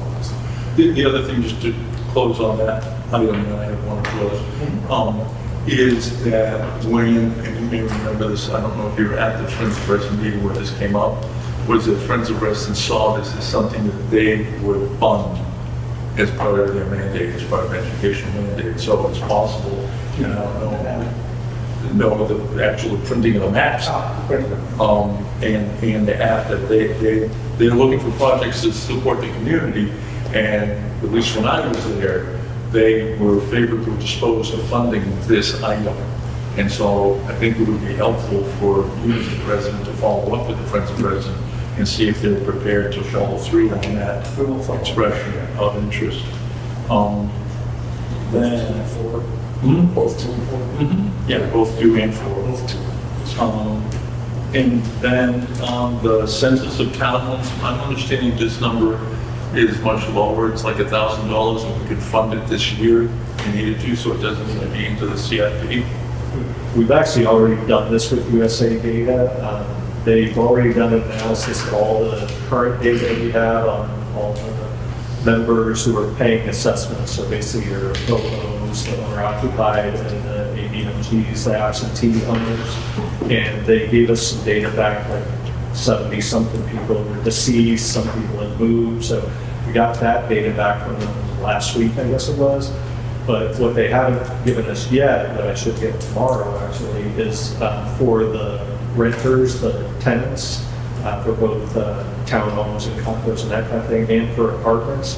They're going to run an analysis and try and give us names. I know we have the resolution and other ways we're trying to get that as well, but they think they'll be able to get, you know, a good chunk. They estimated 50%, and we'll see what they really get of that. So that's the first thing that they did was 200 bucks and change, and it was another 1,000 for them to look for names. So we should be taking that as well.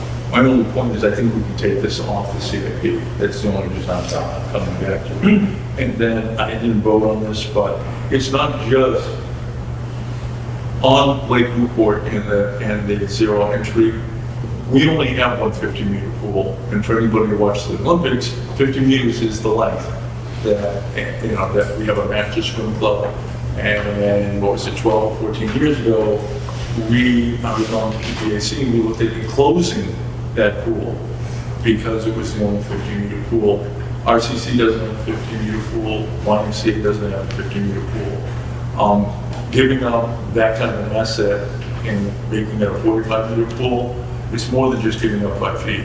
It's giving up something that is unique, and it's possible that there's a way to make that happen, but as I understand it, and I think I confirmed that this afternoon, if you don't encroach on the 50-meter pool and you merely add it someplace else, now you're increasing surface area. And so not only do you have the $1 million of the zero entry pool, you have to expand the bathhouse. So now that expense is more than $1 million. It's $1 million for the zero entry plus whatever you have to spend to expand the bathhouse, because our bathhouses are driven by the surface area of the facility. I mean, we faced this at Shadowwood. That's one of the reasons we got rid of the wading pool at Shadowwood. So I want to drop this from the list. Never mind not make it a low priority. I just think at this stage, it makes no sense for us to pursue this idea. So I think based on the list, these are current stuff to be regulated already. So maybe I should try to be more clear. I don't see a scenario of talking about the other buckets where things below or in the bottom category can get funded in this year's budget. So our intent is to create a list that we're going to try to fund, which is the top list. If it's listed in the bottom, effectively John is coming off because you're saying we're just going to have to. All these other inputs are going to add up to a significant assessment hit that you're going to have to make a tough choice about. Well, I don't want to see the running cedar path to get dropped. So that's being set to the side. I'm sorry? That's being set to the side. With a different number. We won't see any asphalt. But it'll still need a number. It's not right. We'll look at that. Yeah, that's right. Go ahead. Just a couple things. I see here the Parks Master Plan is on here, but John, and maybe I misheard you, but it sounded like you thought tot lots were important, which would be part of that Parks Master Plan. So why are we funding the Parks Master Plan if those types of things are unimportant? Point of privilege. I never Please. said it wasn't important. I said if you look at those 5 priorities, the top lots, based on community survey, were a lower priority than pools and trails. Not saying they aren't a consideration, they were just a lower priority based on the community survey responses. Kayak storage, are we only solely looking at kayaks versus something that would hold like paddle boards or canoes or something like that? And again, I'm not one way or the other, I'm just asking. The member suggestion was specific to kayaks, that's why we were responding to it. So we found 2 different options. One would just be bring your own, store it. There's one where you could also, pay, pull out, and rent it. Right. So the short answer is me. I Okay, don't know, but me. okay, because then paddleboards is a part thing, Yep. really not for me, because Yeah. I can't even stand on ground, but I'm just saying. I'm concerned about Can we the, open up talking about that for just 2 seconds though? go for it. About that specific, so, because I was gonna have a comment, not to direct it at you, Rowan, but Lake Equity, my thought was you going yellow here, was there something specific about this aspect of like Lake Equity that wasn't, that like you guys wouldn't be recommending next year, or wasn't the right No, approach? well, we haven't formulated any position with regard to kayak storage. We've seen a lot of it. Yep, Some of it is legal, and some of it, in our opinion, is okay. not so. Would you rather, because I'm more than happy to I strike. did put a yellow there, Right, and the reason I put a yellow there is because of legal concerns. If you're building a facility, what responsibility are you assuming for the safety and care and assurance that those kayaks that are placed there will be there tomorrow, sure. not stolen? And then what is the cost of that? And is that taken into account in the 30,000 or the 10,000, whichever you're building? How many of these things are you going to build? I bet we could get a good attorney to write a, liability clause in there. But my thought here is I'm not sold on this. It was just a good faith effort to show, to try to get the ball moving on Lake Equity related items. And so if we're not prepared at this point, because Lake Equity's looking at this themselves, we have some legal questions we may want to look at. Maybe it's not the right year to fund this, but we have the opportunity to come back to it next year when we have our studies done and recommendations done, right? So this would be 30K that we could bring back just for the year. Yes. Just from a fiscal standpoint on stuff like this, I see the 30,000 there, and then I also, which is not a lot of money in comparison, and then I also hear Lake Equity is working on something.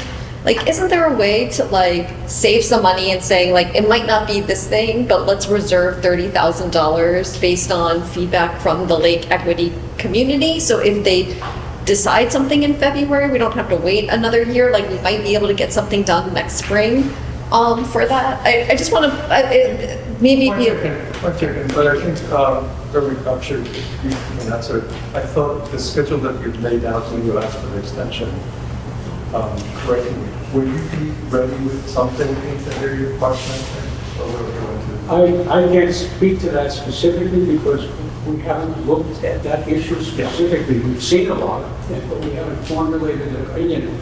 But we are going to. What's your best guess? We could, if we focused on it, we could.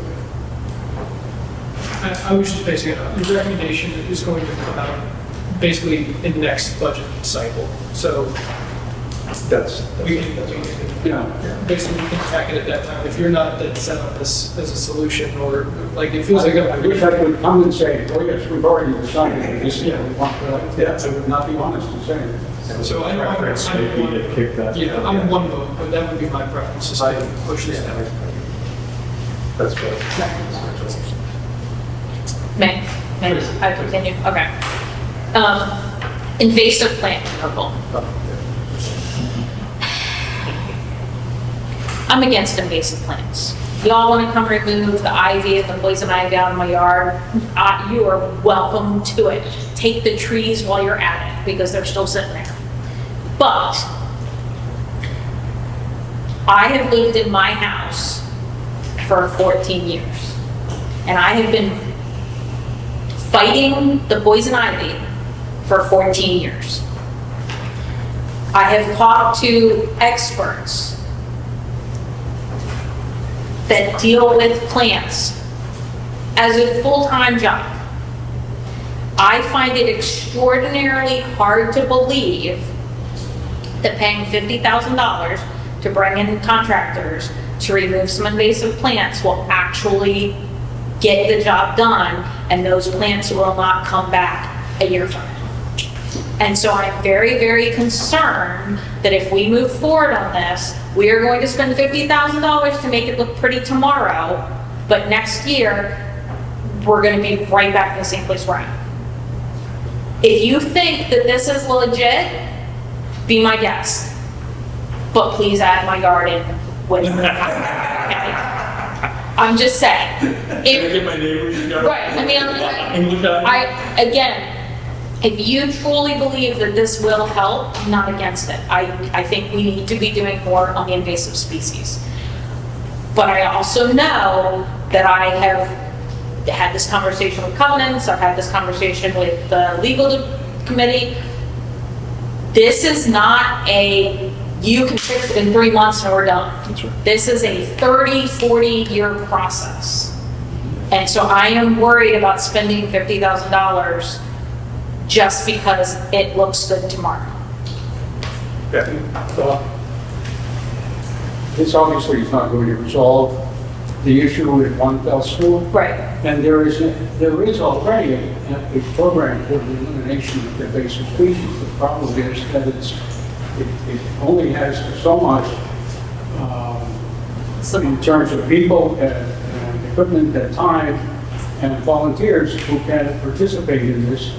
And so it's moving rather slowly, with my understanding. And I guess that is the reason why someone proposed that you do more.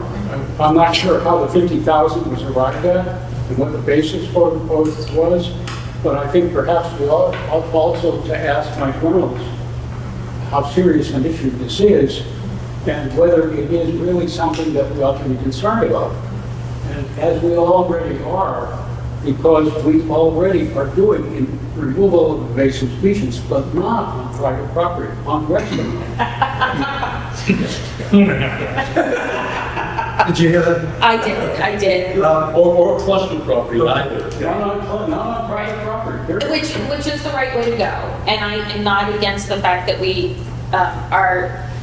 covenants can enforce the no planting of invasive species. I'm all for that, and I'm not against this. I just want to make sure it's not putting lipstick on a pig. Yeah. So as somebody who voted green on this, I wanted to just explain that my view on this was it is the general concept of invasive species is an issue in this area, and it's something we need to address.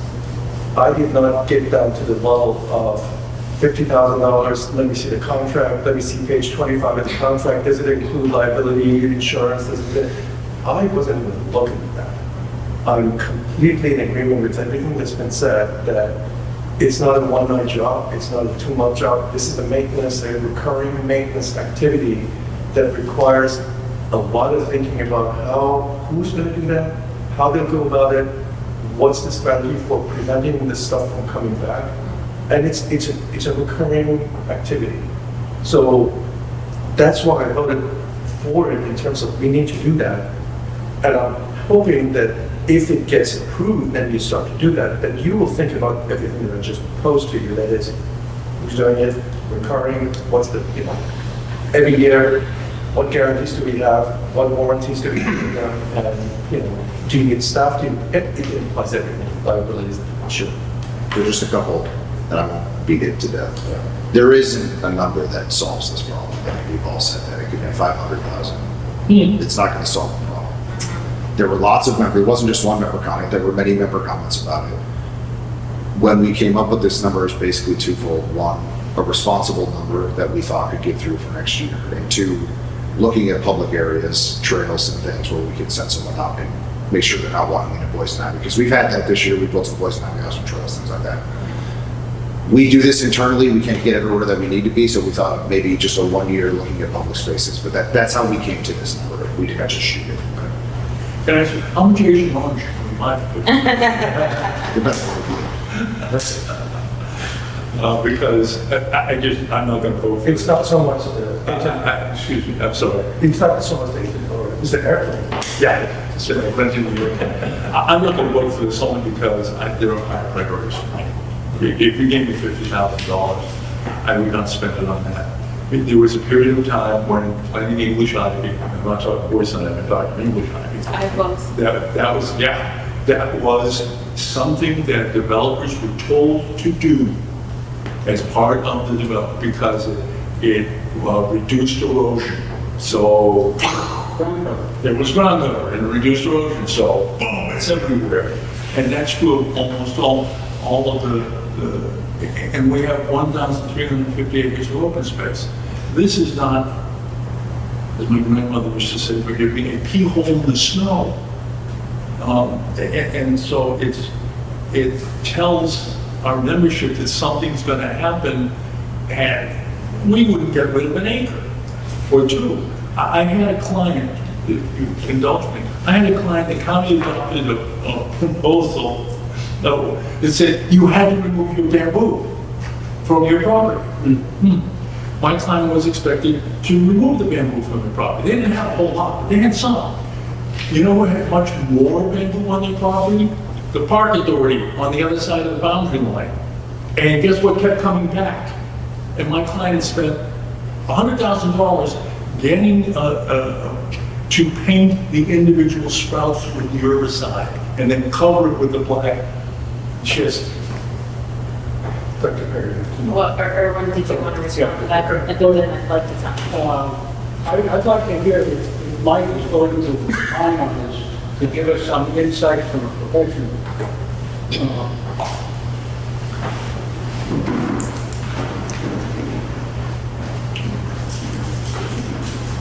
That's the right. May I ask you to stand up there close to the microphone? Mr.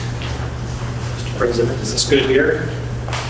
Yeah, just, So you're all right and you're all wrong at the same time. So, honestly, we are responding to member requests. It was a very specific area that had to do with poison ivy in particular all over the trees, which you all have seen.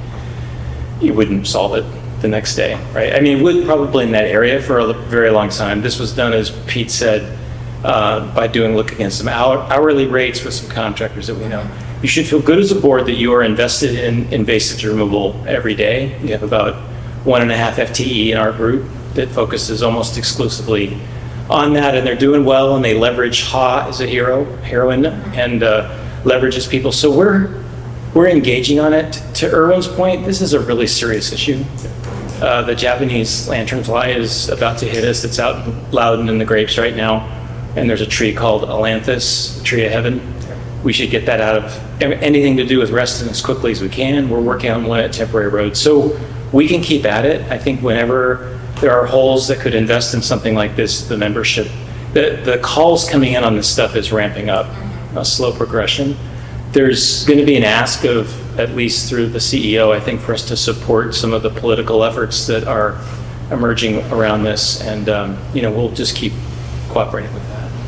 Would this 50,000 help you remove those specific trees, for example? Yeah, that's what, when we talked to the crew, and folks are worried about losing the trees, girdling the trees. So honestly, it's a jump on it. It would probably escalate, if that's the right word, in an area that would take us maybe 3 years. We could do it all in a year. That's the kind of investment that you're going to make. Okay, so this would have a very specific, we're not looking at poison ivy, Right. we're looking at this specific, let's say, tree that you want to deal with. I have no The issue. greater longer-term investment is a coalition of all of us, to some of the points that I think you were making through all the HOAs. It's going to take all of us to be tackling this.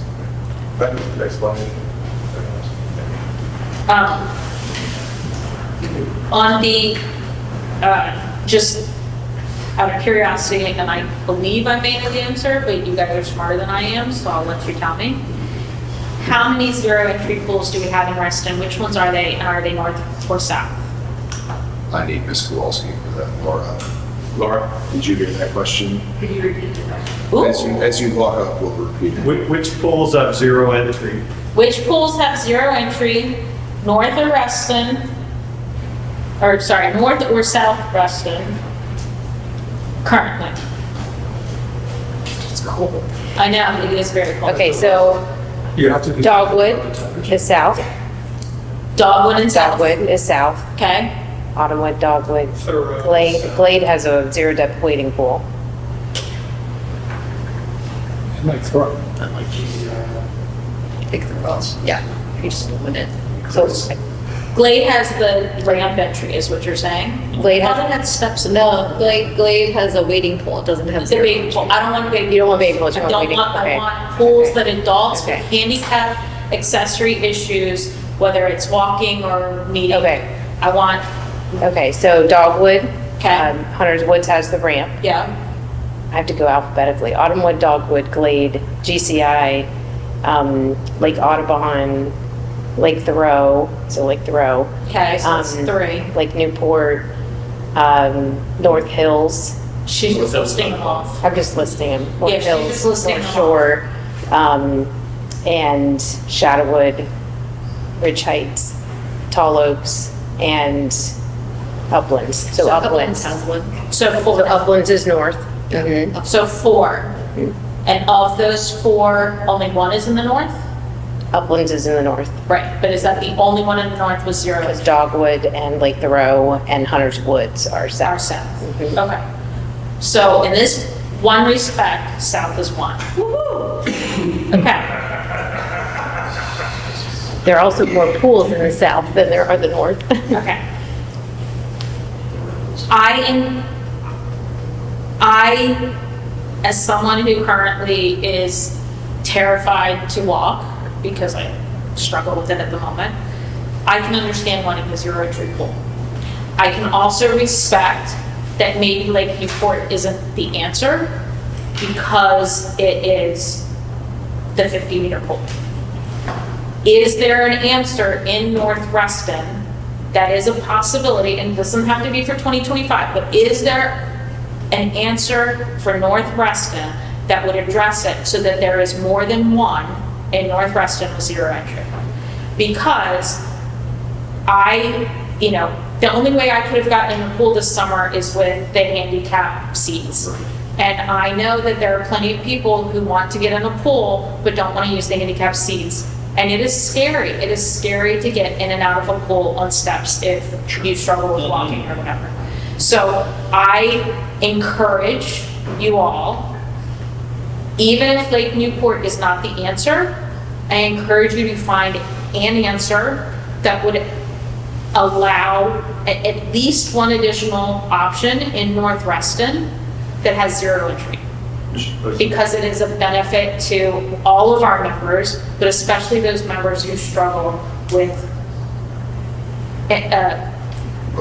mobility. Thank you. By the end of next, by the end of next year, all of the main pools will have, all 15 pools will have the lifts. And I know that's not what you're asking. No, for, and I've been told but that that that's- was mhm. required and was coming, so that's good. I had one more, but Did you have something that relates to that? Yeah. Okay.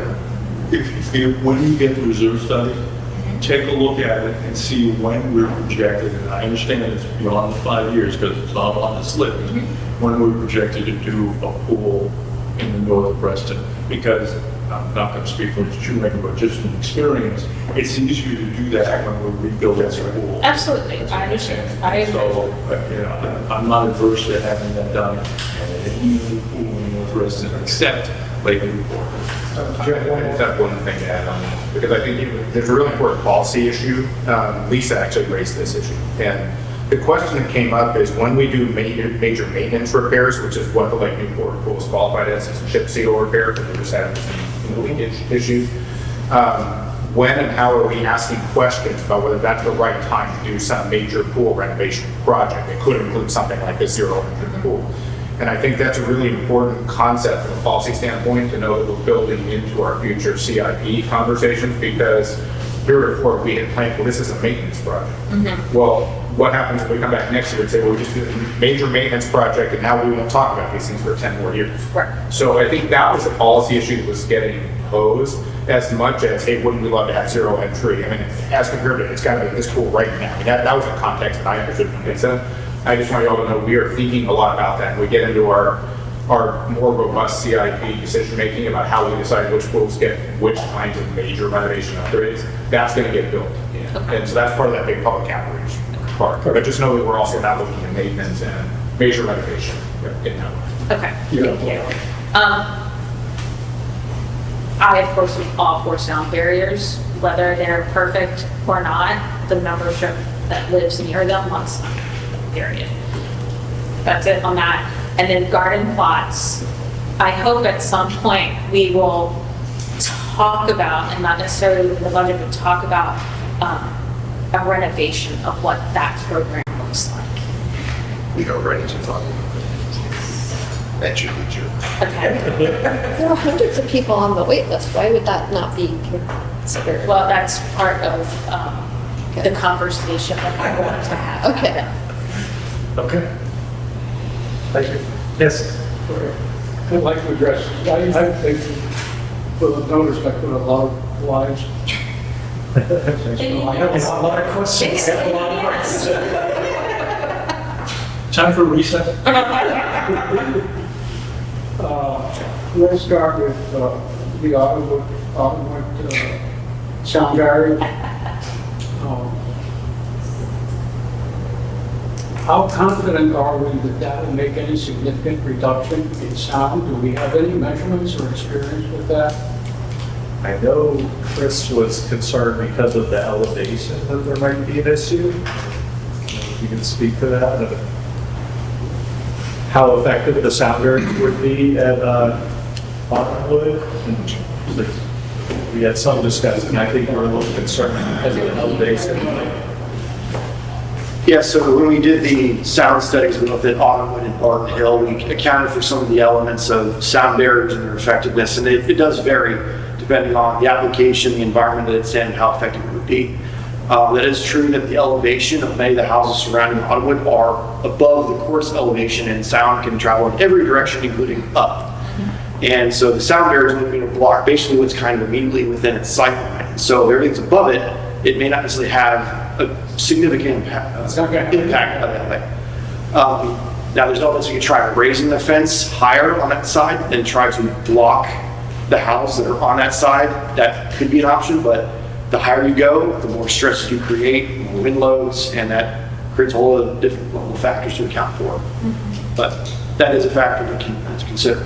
So what you're saying, in effect, is that if you were to put in sound barriers at the level of the fence as it stands today, it would have no effect? I can't speak with absolute certainty, but would have zero effect, Any would be minimum. more than likely. And are you taking into account the issues that were raised in Barton Hill?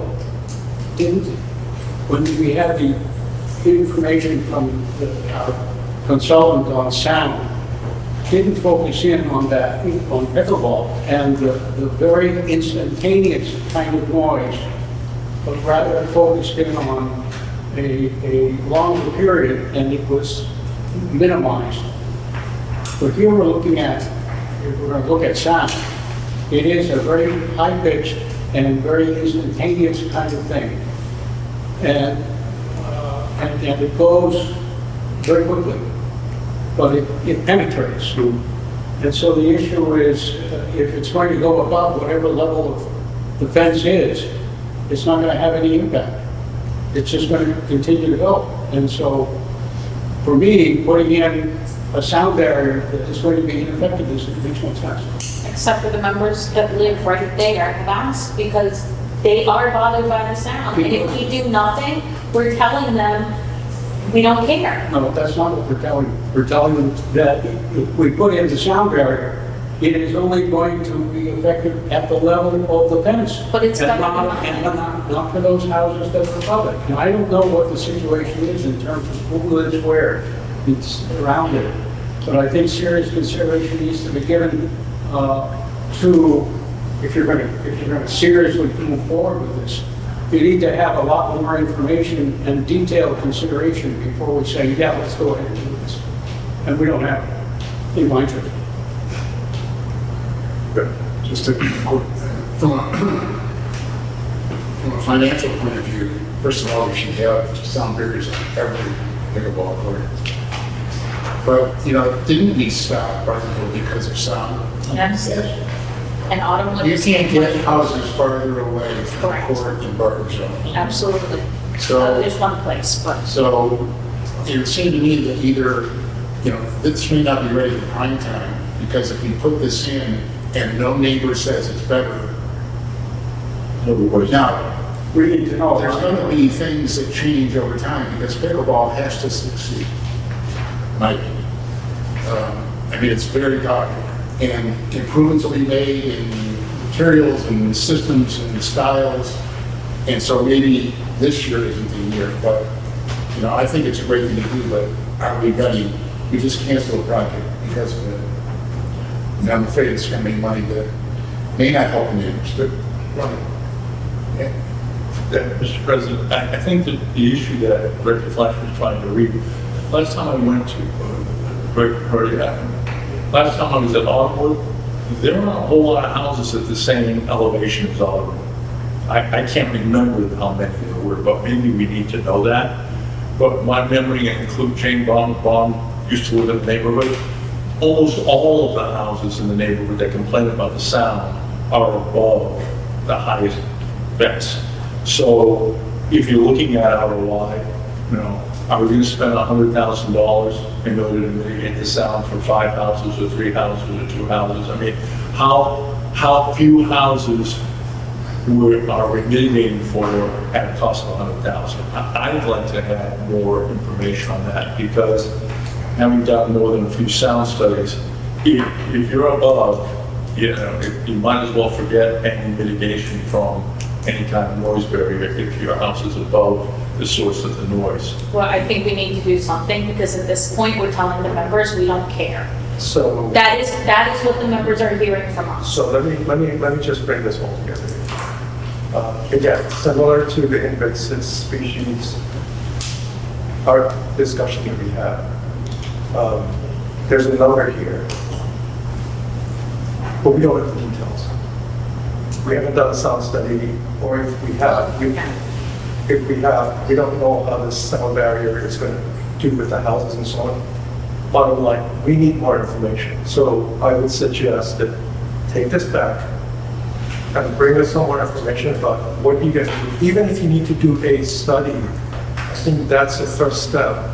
As long as the people who live there know that we're looking at this, so that we're not going to waste $100,000, put barriers in there, and you know what? It's good only for like 5%, 10%. So in the absence of knowing what that plan is, I don't think it makes sense for us to, yes.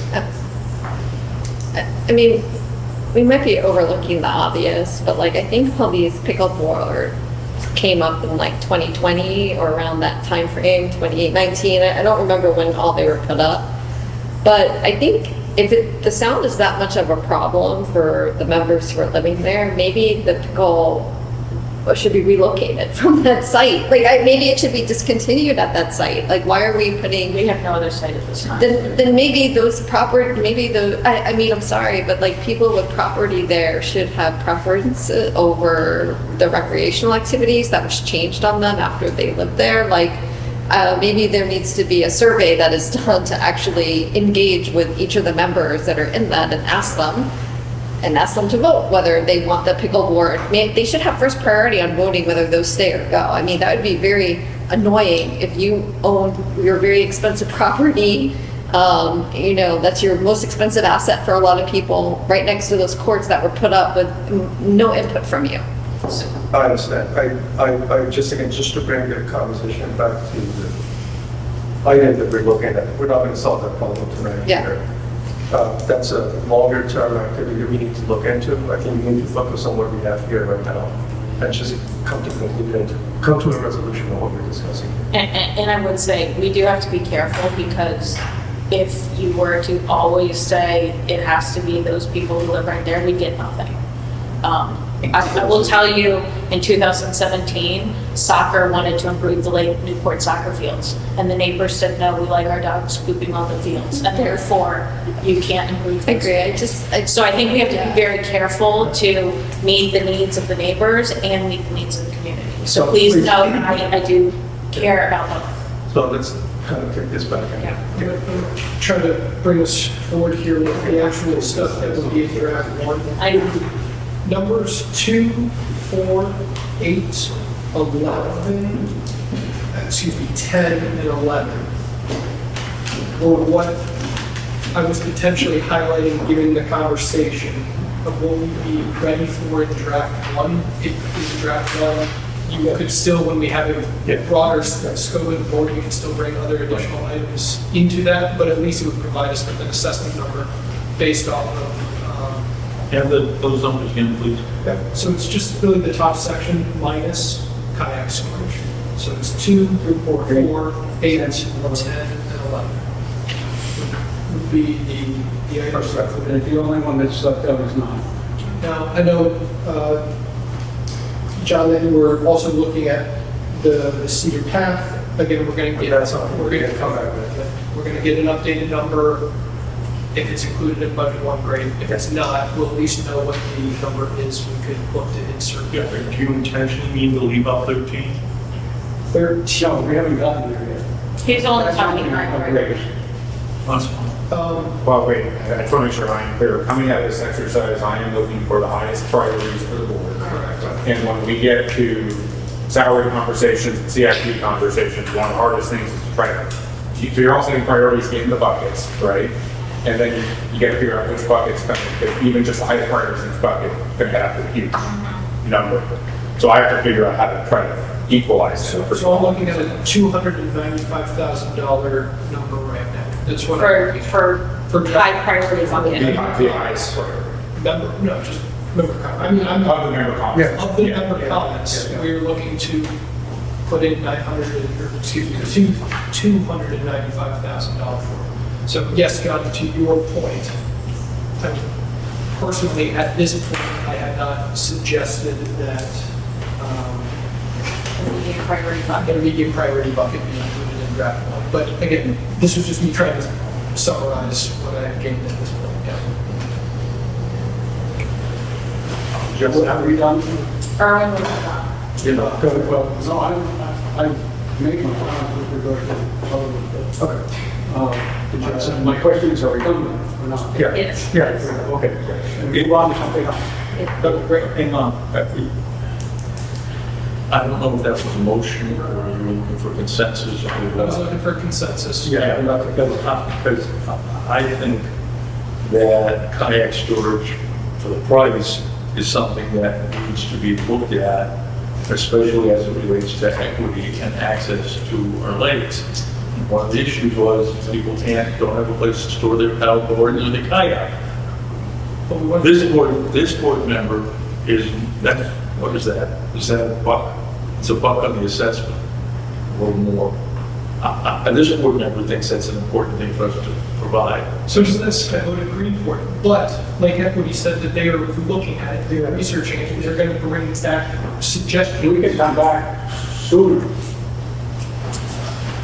We'll look at it. We've got to move forward with budget one, we've got to give them priorities. If we're not ready for the big leagues because we have legal concerns, and also it may not be the best route for us to provide this service to the community. It's not that it doesn't, it's not important, it's just, it's not ready yet. And we just gave Lake Equity a mission to go out and then provide us with this feedback, and then we're going to jump the gun, do a $30,000 charge when we haven't heard from them. It just doesn't make much sense. So the horse.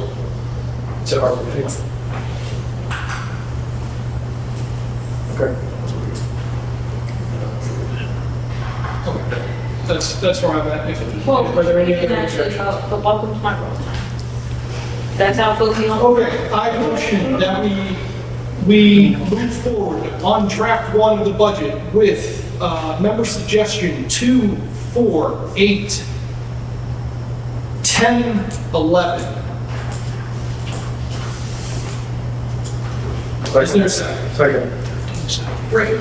Are we not going to consider any other? This No, is this- just the high priority for right now. Right. For the moment, okay. Any discussion? I personally am not against having 9 in there as a placeholder, but I understand what you're saying, but to have it in there so that we can move forward as soon as Lake Equity is ready to move forward, I'm not against. The kayak issue, although I will say boarding canoes, has been raised many years prior to my time on the board, certainly.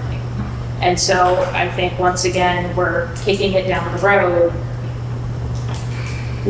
To say, yeah, I understand we're saying we're just moving it until 2026, but to say, look, we'll put a placeholder in, you use it or you don't use it. I mean, it's really that simple. I mean, we do that all the time with jobs. But overall, again, I'm trying to separate the idea of like, there are very good ideas on these member suggestions. They wouldn't have gotten to this level of deliberation if they weren't good. The Right. problem is, last year we had $45,000 worth of member suggestions. We are now at $295,000 in member suggestions. Mr. President, I'm going to move to amend the motion to insert Second. Let's vote on that.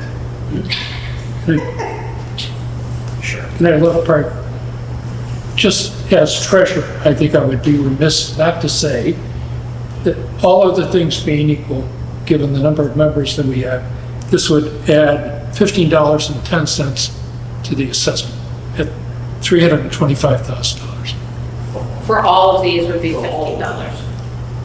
Yeah, well, that's what you're just voting on. Right. Your Honor, Mr. President, the issue here is the $30,000 for kayaks. I don't think there's any difference on the balance of the items. So it's a $30,000 motion. May I ask one question of staff? This specifically says includes the opportunity to rent kayaks. So you're not only assessing storage, but also a potential revenue. It's not storage. There's no storage here. This is already bought kayaks that we allow people to rent. That is it. No, it's not. There is a storage option. It's another $10,000. That was in the packet. Okay. 2 different options here. Okay, thank you, Trevor. Thank you. Okay, so this is just then RA owned, RA renting. So only revenue generating potentially. That's very different from what I understood. Right, which is why Trevor, yeah. Well, and thank you, Trevor, for making it clear to everyone, especially those of us who have started a new job and have not read everything within fine tooth comb. So thank you. And yes, I So we appreciate need a the vote time. on, we need a vote on Director Farrell's amendment here.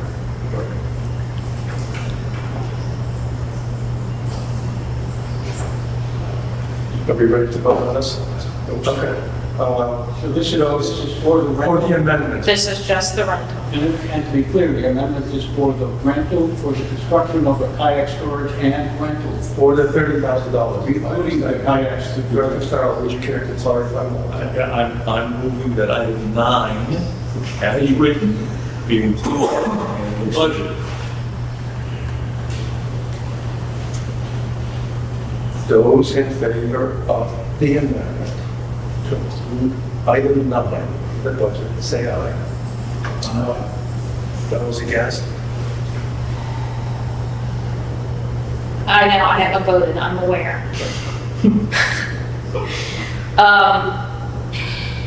I'm going to go with aye, knowing that we can drop it at a later time. And I appreciate Trevor's response, and I absolutely positively appreciate Director Grywatch's reminder that this is not the kayak storage that has been asked for years. 3-2, the motion passes.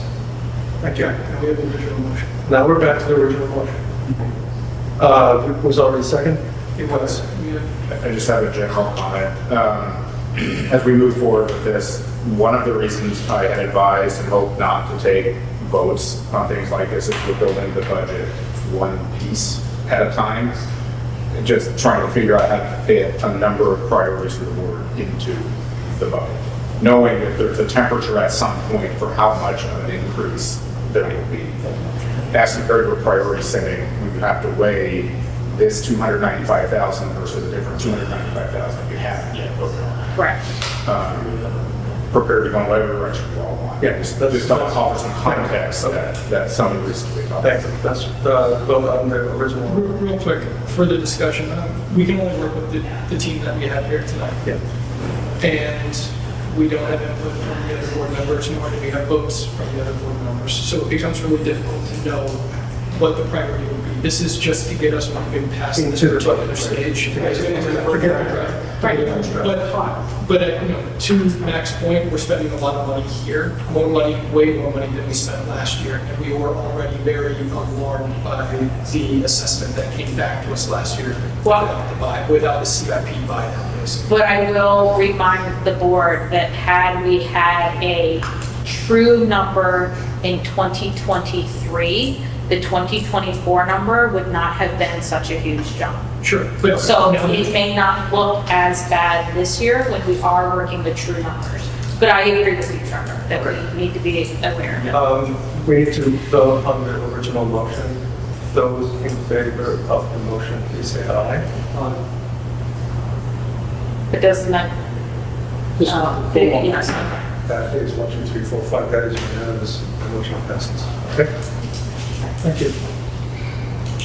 Was that your suggestions? That's it. That's difficult, isn't it? We have the medium part. We have the medium priority and the low priority. Which one? No, that's not what my motion stated at all. I understand, your motion was Top priority. the high priority. And that was it. So, I mean, feel free to make another motion if you'd like to include other things. I'd like to ask some questions if I may. Please do. Go ahead. We've already talked about what is to be done with number 5, the medium priority. I'd like to speak to number 13, which is the layout on pool heating. And there's a number of 30,000. Yet I saw in the materials that were in the board package, a number of 80,000 alongside that very same thing. Can you explain to me why the difference and what it means? There were different options for gas versus solar versus heat pumps. No, that's not your question. But There may be the gas, when we put the items in the packet to compare gas to solar to heat pumps, we try to put a like for like number for purchasing just the source of heating the pool. There may be a pump or something that we have to purchase that also goes with the gas. The kicker is Washington Gas installed gas at Autumnwood for free. It's possible they would do it at Lake Autumnwood for free. I'm sorry, Shadow. Washington Gas installed heat at Shadowwood for free, no cost. They may do the same thing because the gas line is right there. And they could do the same thing at Lake Autumnwood. So it was easy for them to do it, Shadow. That's correct. And you don't know what it would be in Audubon? It's a single engine, gas pump work. The gas line? It's in the street. But it's up to them to decide whether. So but Washington Gas doesn't have a criteria for determining. They may we don't know. So it could be that the 30,000 disappears into the 50. That's right. It could be that it costs us nothing. But there will be pool equipment associated with the Yes, you would. But, or it could cost more. But again, where does the 80,000 come? So there may be equipment that goes with the pool. So we run gas to the pool. There's equipment that comes with that, but it's hard to give the actual numbers. We're not sure if the gas would be free or not. What we were trying to do was compare just the cost of the different heating elements. So solar was X amount, gas pumps were X amount. Is there a way to determine from Washington Gas whether they would or would not do it? We can ask them, but probably not. Mr. President, I'm not done. Go ahead. Do we have any idea of what the operation cost would be associated with the heating? I don't have it off the top of my head, but we do have that information from previous work that was done. Is that a significant number? Yes. I mean, it's What are we significant. talking about? I don't want to guess. We have the analysis we can bring back. We were really just trying to follow, sorry, I'm yelling because of the speaker. Trying to follow up on last year's motion to look at alternatives. So we provided the alternatives. Gas seems to be the most cost efficient. There will be operating costs, but we can include those if you want us to bring those back, we can bring that information back. That would be helpful, I think. And I understand that you wouldn't be able to get an answer from Washington Gas by snapping your fingers and saying, hi, can you tell me? But I think if you could get an understanding from them during the course of, or going through these various drafts, that would be great. We can do that. Thank you. Yes. So the object here was, when we found out that we had gas in Shadowwood and that we could heat Shadowwood with gas, heating a pool with gas is a lot less expensive than heating a pool with electricity. And I've seen those numbers and we can bring those numbers back. That's right. The objective was to stop heating Ridge Heights with electricity because it is so insanely expensive. And to heat, instead, there's no gas line near Ridge Heights, so we couldn't just change Ridge Heights to gas. By heating Lake Audubon with gas and shutting off the electric heat at Ridge Heights, we're going to, my understanding, realize a substantial savings in operating expenses. That's my understanding. Is that the intent? No, just to be clear, we haven't had any discussions about decommissioning Ridge. Yeah. There's only been discussions about adding a heating. Yeah, that's all I heard. Well, I'm sorry. I know I said that at these board meetings, and I've said it multiple times. So that's it. It would give us an opportunity to look at decommissioning Ridge Heights with its expensive electric heat, and it is very expensive to heat with electricity. So I'm not saying moving that we include this number in the budget. I'm not saying we're going to close Ridge Heights, but by having gas, we could realize efficiencies in our operation that we don't have right now. And it's a small number, and it may be a zero number. Okay. So I'm going to move to add item 13 to the budget. I need a second.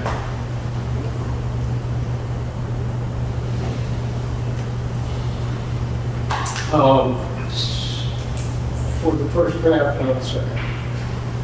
Any discussion? All those in favor, including that? That was a gas. Motion fails. Next.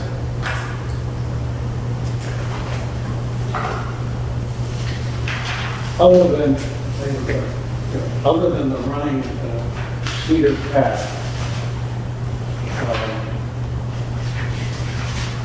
are there any others that are going to be seriously considered, or where it was the intent of the staff to have seriously considered? Apparently not. Correct in that? Sorry, pool heating? No.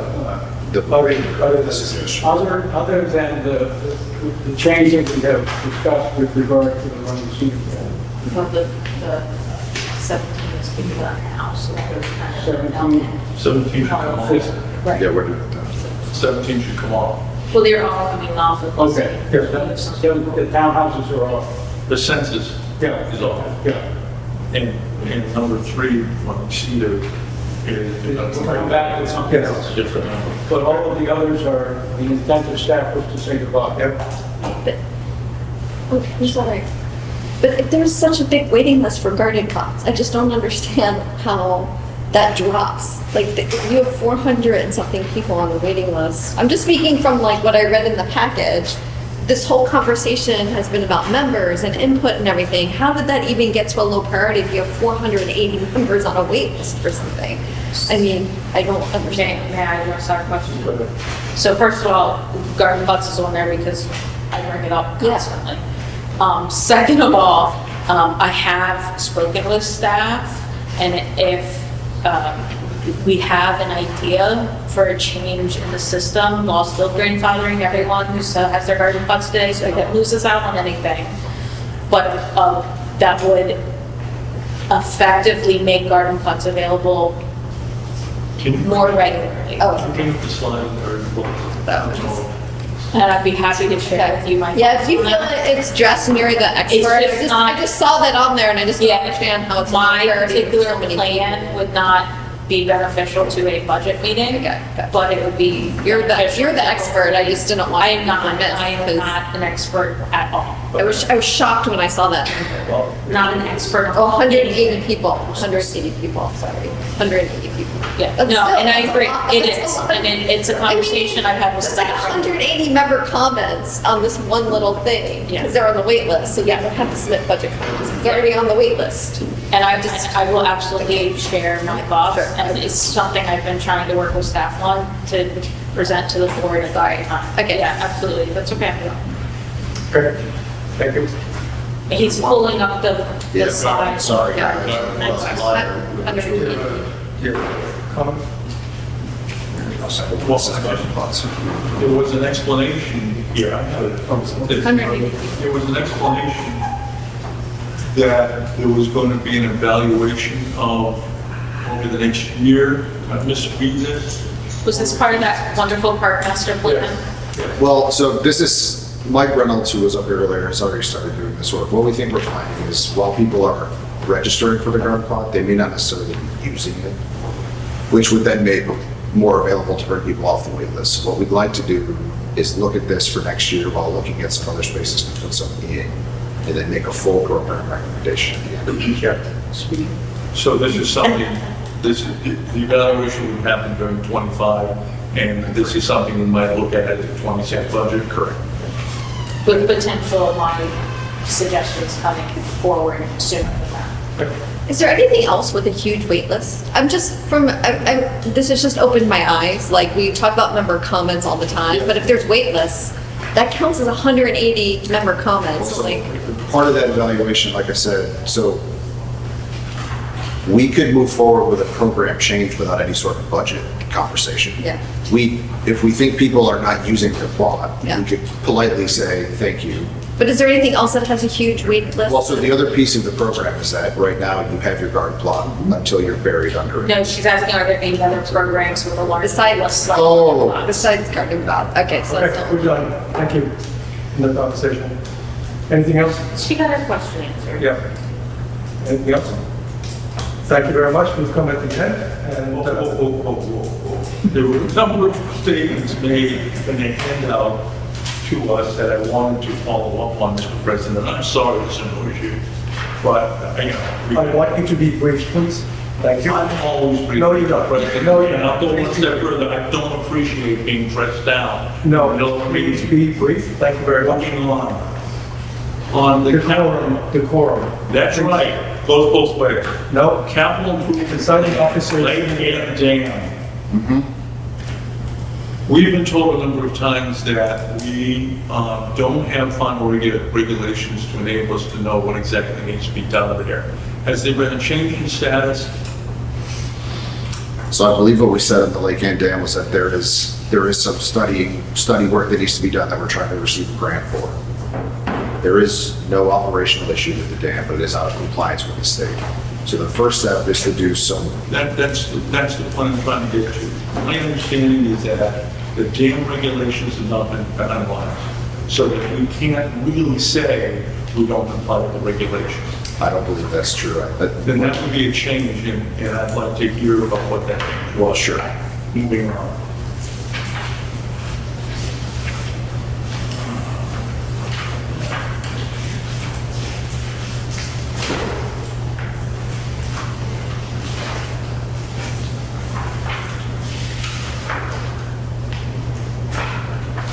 On the slide that says, direct staff to identify tracking for tennis and pickleball players at court, there's a proposal to add a head count, an additional person for $55,000 to enable them to monitor one set of courts.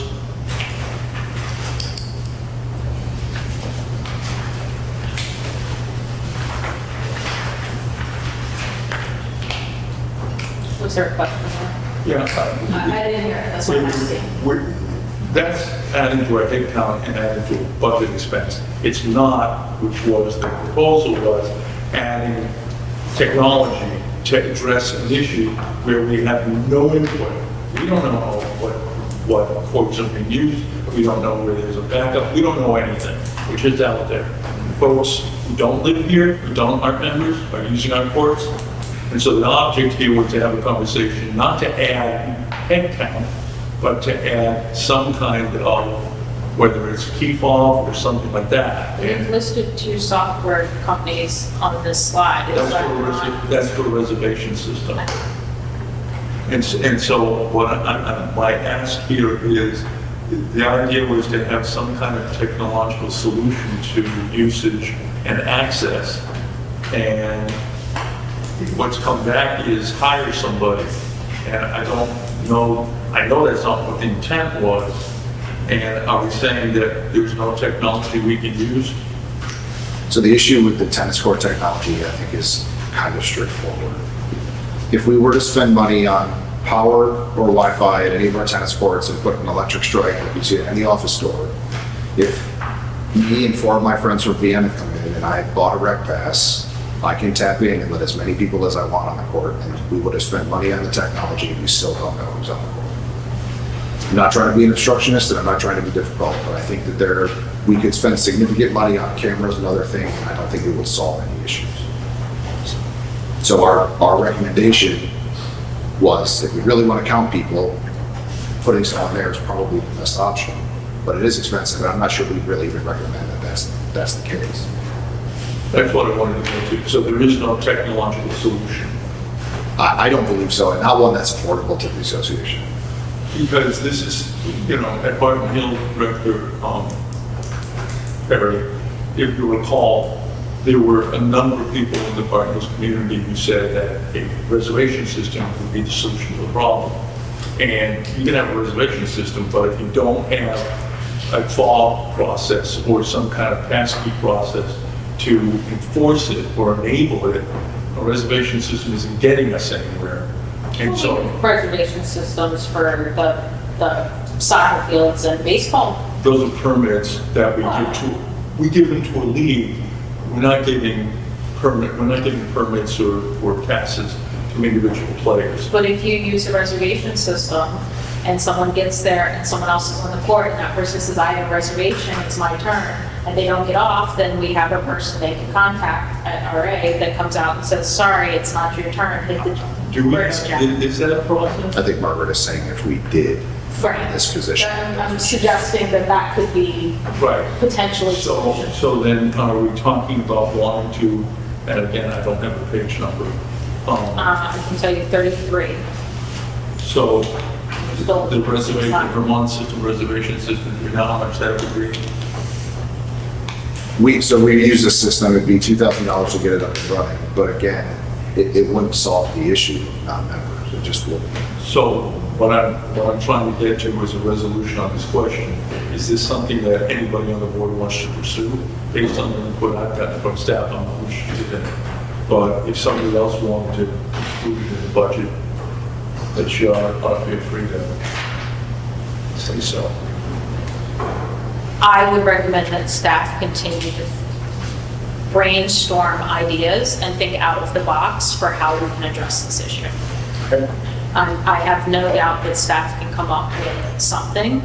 I recognize that it may be thinking outside the box though.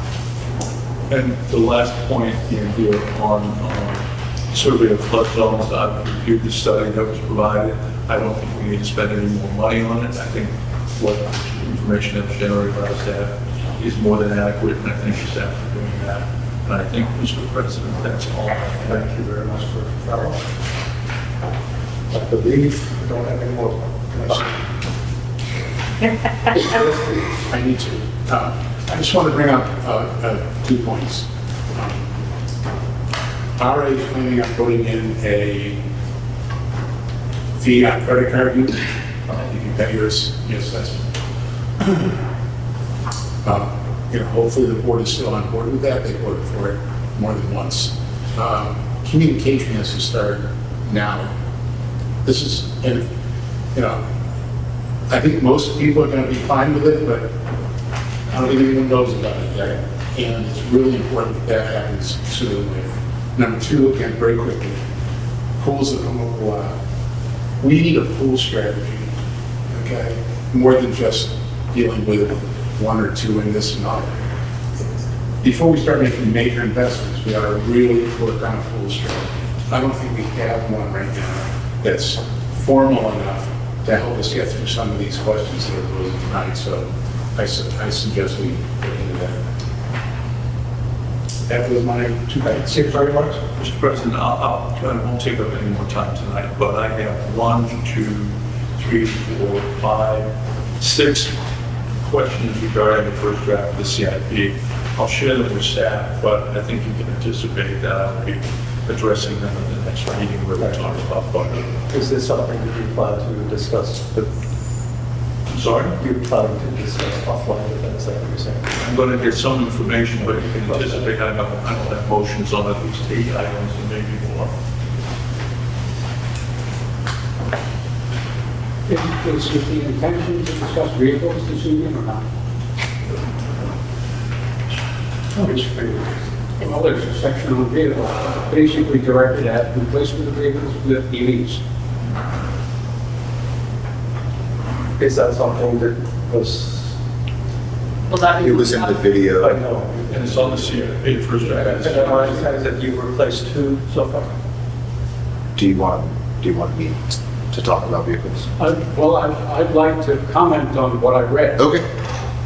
Because I think that it didn't go deep enough into an examination of the balances between gasoline or diesel fuel vehicles versus EVs or hybrids.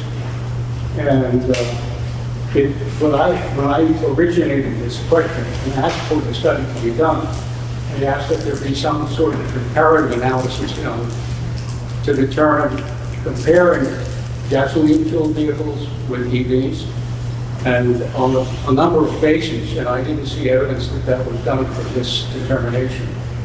And I can give you some examples, for instance, of why this needs to be done to get a true evaluation of when it is that you want to make a change and adopt EVs and at what point. I have an EV, I have a Tesla, and my Tesla gives me the information. And that information is right here on my phone. I have a Tesla too. So, and you have the same information. It gives you charging statistics. Yes. And on my Tesla, from the period of September 23 to now, I have consumed 1,720 kilowatt hours. 71% of that was charged at home, which is at 1470. So where are we going with this? Just to give you an example let me just pick it up. It will just take 1 second. It's 14 cents an hour, and 28% were charged from Tesla superchargers, which was roughly an average of 39 cents per kilowatt hour. The total cost to me was $343. The gas cost would have been $804, and the savings was $461. The total distance traveled was 5,312, not very much on average. The average of vehicle travel is 15,000 a year, 15,000 miles. If I say $461 times 3, which is $1,200 more a year, using an electric vehicle versus a gasoline-powered vehicle, I'm saving the difference between the initial cost and amortizing that over time. So, and plus there's an environmental advantage. You're not contributing to carbon dioxide being added to the atmosphere. Also, the vehicles last longer, require much less mechanical maintenance, and wear out in a lot greater time than gasoline fuel vehicles. Okay, so that's a great advertisement for Tesla. Where are we going with this? No, it's not an advertisement for EVs. For EVs. And why the determinations made here were not based on comparative analysis, which they should.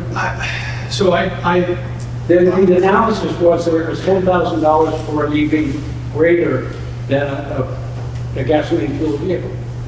That cost is coming down. your assessment doesn't take into consideration the premium that you have to pay in order to purchase the EV initially. It doesn't take into consideration the these are motor vehicles. They are pickup trucks. They are not you just driving around Reston. They actually perform a duty to their association, and therefore it depletes the battery and how much it can do. Like, there are so many things that just like reading off your app doesn't take into account, and it's just not the right time for this. That's why, excuse me. So what is? What I wanted was a deeper comparative analysis than what was presented to you. So directed question, I'm asking for clarification. What is it that you're asking? Are you asking them to do the analysis to replace all the automated vehicles with TVs and what that cost is? Is that what? I asked for a schedule. I originally made it, I said I'd like to see a schedule for replacements.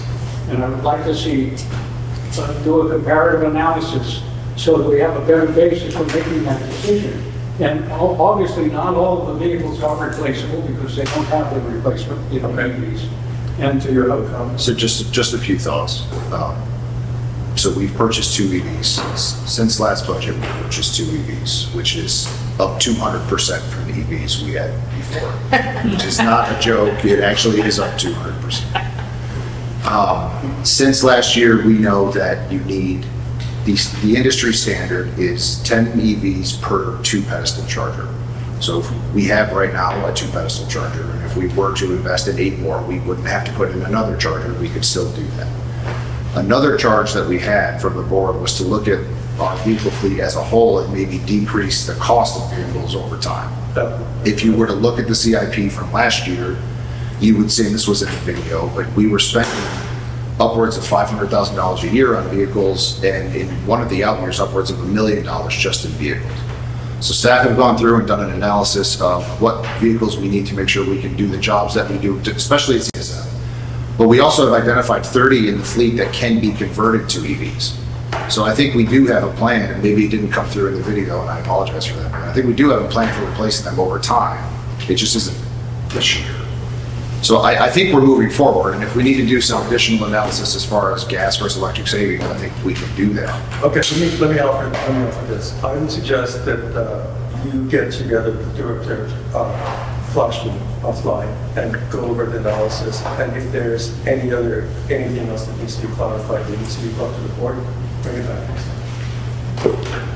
I'd be delighted to do that. There's one other aspect to this, which is not a vehicle aspect, but rather an equipment aspect, which are gas-powered leaf blowers.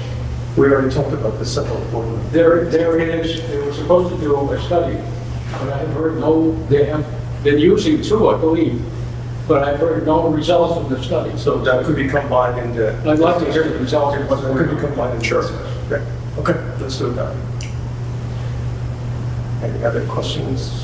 All right, no business before us. The meeting is adjourned. Thank you very much. Have a good night.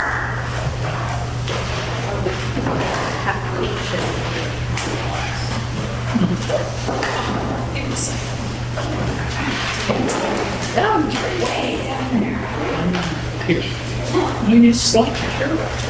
Slide your chair. This is